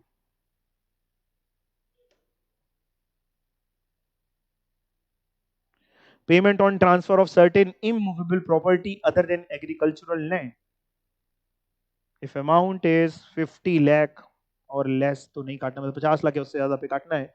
Consideration for transfer of stamp duty, any person resident transfer 1% of consideration for transfer और stamp duty value whichever is higher at the time of payment और credit whichever is earlier. ये section आपके लिए personal life के लिए भी बड़ा जरूरी है, और आपके लिए और आपके मम्मी पापा के लिए भी सिखा देना जाके वाला सेक्शन। कि मैं क्यों बोल रहा हूँ समझिए, बहुत सारे लोग मैंने देखे मार्केट के अंदर जिनको पता ही नहीं और ये सेक्शन में टीडीएस ही नहीं काटती है क्या, कहता क्या? ये सेक्शन कहता है कि अगर आप कोई भी लैंड या बिल्डिंग खरीद रहे हैं जिसका पेमेंट आप कर रहे हैं कितना 50 लाख या उससे ज्यादा, 50 लाख से कम की खरीद रहे हैं मत काटिए, 50 लाख से ज्यादा की खरीद रहे हैं, तो आप पूरा पेमेंट मत करिएगा साहब। परचेजर, एक परचेजर हुआ एक सेलर हुआ, परचेजर जब पेमेंट करे तो 1% टीडीएस काट के पेमेंट करे। कितने परसेंट? तो सर अगर हम एक फ्लैट खरीदते हैं अपने रहने के लिए, पर्सनल यूज के लिए, आपने एक फ्लैट कहीं पसंद आ गया आपको, मान लो आपको एक एमराल्ड में एक फ्लैट पसंद आ गया 2 करोड़ का, आपने अपने पर्सनल यूज के लिए 2 करोड़ का फ्लैट खरीदा, क्या आपको टीडीएस काटना है? आंसर इज यस, टीडीएस काटना है। और मैं क्यों बोल रहा हूं प्रैक्टिकली बहुत से लोग इसको नहीं काटते, मैंने बहुत लोगों को देखा है नोटिस आते हुए, कानपुर शहर के अंदर ही बहुत लोगों को, उनको पता ही नहीं था कि हमको पेमेंट करना है तो हमें टीडीएस काट के करना है। बेचने वाले की जिम्मेदारी थोड़ी ना, वो थोड़ी ना आपको बताएगा कि टीडीएस काट के दो, वो तो जो तुम दोगे वो ले लेगा, तुम समझो तुमने नहीं काटा। तो जब भी आप कोई भी लैंड या बिल्डिंग खरीदें, किसके लिए ध्यान से समझने की जरूरत है, खरीदार के लिए कि बेचने वाले के लिए? परचेजर, परचेजर जो खरीद रहा है अगर 50 लाख से ऊपर की खरीद रहा है तो साहब समझ लीजिए आपको टीडीएस काटना है। कितना काटना है? मात्र 1%। 1% किस फिगर का? जितने की खरीद रहे हो या उस प्रॉपर्टी का जो सर्किल रेट है, स्टैंप ड्यूटी वाली, दोनों में जो ज्यादा होगा। मान लो तुम खरीद रहे हो 1 करोड़ की, सर्किल रेट है 80 लाख, तो 1 करोड़ का 1% काटना है। 1 करोड़ की खरीद रहे हो, सर्किल रेट है 1.5 करोड़, तो 1.5 करोड़ का 1%। किस समय काटना है सर? जिस समय तुमने क्रेडिट किया या पेमेंट किया, which ever is earlier, payment on transfer of certain immovable property other than agricultural land. लेकिन अगर आप एग्रीकल्चरल लैंड खरीद रहे हैं तो ना काटो टीडीएस। एग्रीकल्चरल लैंड को छोड़ के कोई भी लैंड या बिल्डिंग खरीद रहे हैं, 50 लाख या उससे ज्यादा का पेमेंट है, आपको टीडीएस काटना पड़ेगा। परचेजर काटता है, वही पेमेंट करता है तो परचेजर काटता है।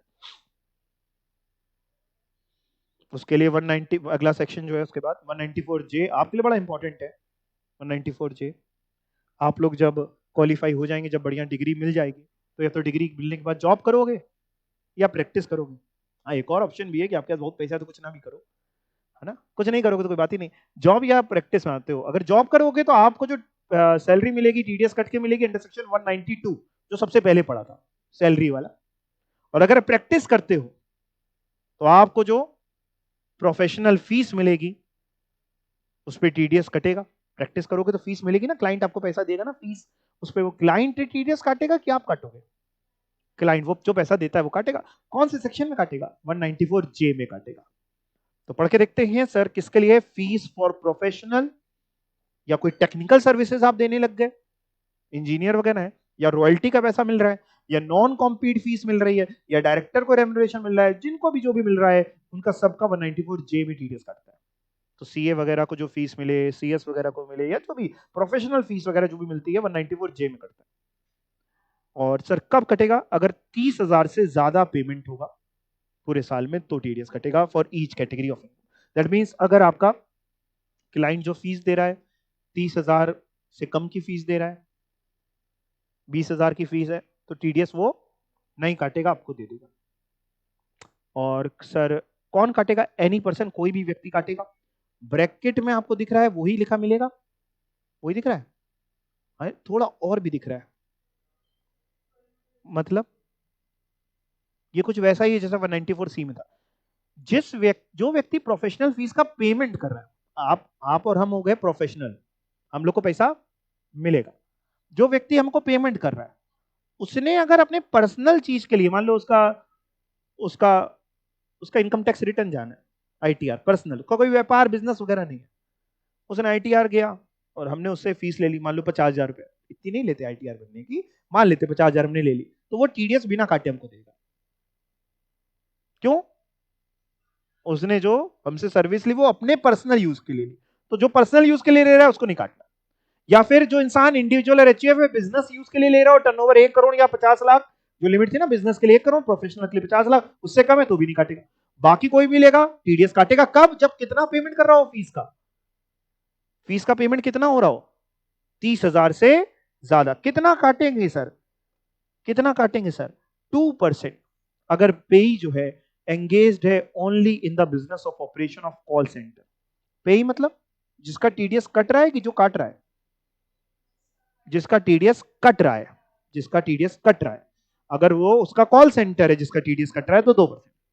2% in case of fees for technical services or royalty, where such royalty is in the nature of consideration for sale, distribution or exhibition. और अदर्स के लिए सर कितना लिखा हुआ है? 10%।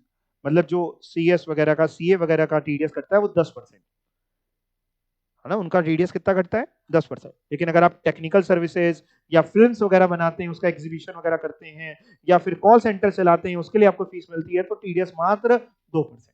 किस समय कटेगा? पेमेंट और credit whichever is earlier. यहां तक किसी को कोई डाउट है, कोई समस्या है, कुछ पूछना चाहे तो आप हमसे पूछ सकते हैं।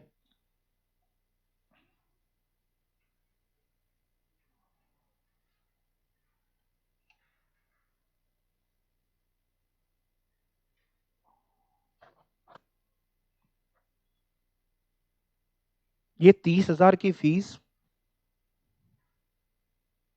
पर क्लाइंट है कि एग्रीगेट है? मतलब मैं आपको एग्जाम्पल से समझाता हूं। मान लीजिए मैंने ऑडिट किया किसी का, मिस्टर ए का, और उनसे फीस है मान लेते हैं 20,000 की, और एक मिस्टर बी का भी ऑडिट किया, उनकी भी फीस है मान लो 20,000 की, टोटल फीस है 40,000। मेरा टीडीएस कटेगा कि नहीं? आप क्वेश्चन समझ पाए ना मेरा? भाई 30,000 की लिमिट है, तो ये 30,000 की लिमिट पर क्लाइंट है, पर पे है कि एग्रीगेट है? हमने सर्विस प्रोवाइड करी, आईटीआर भरा, ऑडिट किया, जो भी किया, ये आपने करा, तो एक क्लाइंट से फीस मिली 20,000, एक दूसरे क्लाइंट से भी मान लो 20,000 मिली, तो टीडीएस काट के वो लोग हमको देंगे कि बिना काटे देंगे? बिना काटे देंगे, बिना काटे। एग्रीगेट कैसे कर सकते हैं? उसको हम थोड़ी ना बताएंगे हम दूसरे क्लाइंट से कितनी फीस ले रहे हैं। हमसे थोड़ी ना पूछेगा सर आपकी बाकी कितनी कमाई हो जाती है पूरे साल में, कितना कमाते हो? तुमसे क्या लेना देना? तो वो अपनी फीस देखेगा। अगर वो जो हमको, यानी पर पे ही है बेसिकली लिमिट्स, ये यही नहीं जितनी भी आपने ऊपर पढ़ी थी। तो अगर 30,000 या उससे ज्यादा का पेमेंट, मान लो मिस्टर ए कर रहा है 40,000 का पेमेंट, मिस्टर बी हमको फीस देता है 20,000, मिस्टर बी नहीं काटता है टीडीएस, मिस्टर ए काटता है, पर पे ही है। ये बात भी मैंने वैसे आगे लिखी है, मैं आपको दिखा दूं कहां लिखी है। इसी के आगे अगर आप ध्यान से देखो, नोट्स दिखेंगे आपको, दो नोट्स दिख रहे हैं, एक 1 दिख रहा है और एक नोट 2 दिख रहा है। नोट 2 पहले देख लो क्या लिखा है। नोट 2 क्या लिखा है बेटा?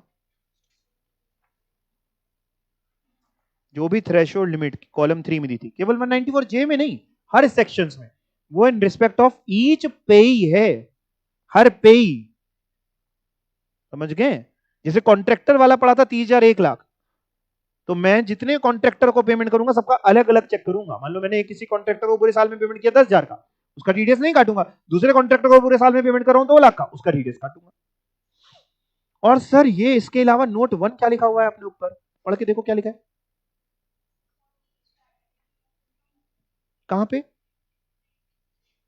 194 जे का मतलब for each category of income का मतलब ये हुआ कि सपोज करो मैं प्रोफेशनल फीस पे कर रहा हूं, ये इनका डाउट है। 194 जे में जो लिखा है ना, more than 30,000 in financial year for each category of income, इसका मतलब ये कि अगर मैं प्रोफेशनल फीस पे कर रहा हूं तो भी 30,000 की लिमिट है, टेक्निकल सर्विसेज मतलब प्रोफेशनल फीस प्रोवाइड करता हूं तो भी 30,000 की लिमिट है, टेक्निकल सर्विसेज प्रोवाइड करता हूं तो भी 30,000 की लिमिट है। यानी जो बंदा जो भी काम कर रहा है इस तरीके का, उसके लिए 30,000 की लिमिट है।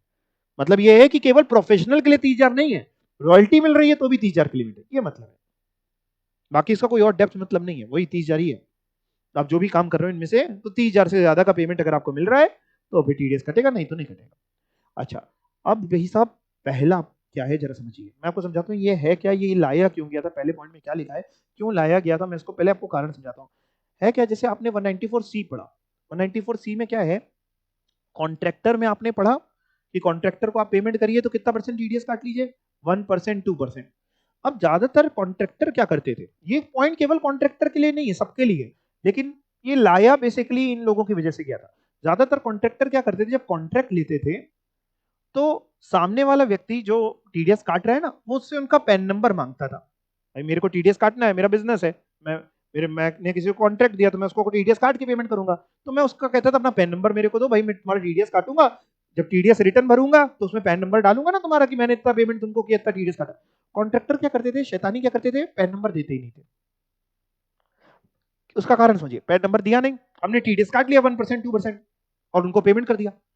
अब उनका पैन नंबर हमको मिला नहीं, और वो क्या करते थे, अपना आईटीआर फाइल ही नहीं करते थे, अपनी इनकम शो ही नहीं करते थे। वो कहते ठीक है 1% 2% कट गया छोड़ा हटाओ, जो कट गया, क्योंकि इनकम में दिखा देंगे टैक्सेबल। आप और टैक्स रेट जान रहे हैं ना, अगर 10 लाख से ऊपर इनकम पहुंच गई तो 30% टैक्स है। ऐसा तो नहीं है कि 1% टीडीएस कटा है तो इनकम टैक्स रेट 1% है। तो वो अपनी इनकम में शो ही नहीं करते थे, इसलिए पैन नंबर देते नहीं थे। जब ऐसा हुआ तो गवर्नमेंट ने क्या किया, गवर्नमेंट ने कहा साहब सुनिए, जो भी डिडक्टी है वो चुपचाप डिडक्टर को अपना पैन नंबर दे दे। अगर डिडक्टर को आप पैन नंबर दे देते हैं तो जो रेट मेंशन था जिस सेक्शन में, जहां 5 था, कहीं कहीं 10 था, कहीं 30 था, जो रेट मेंशन है उतना टीडीएस कटेगा।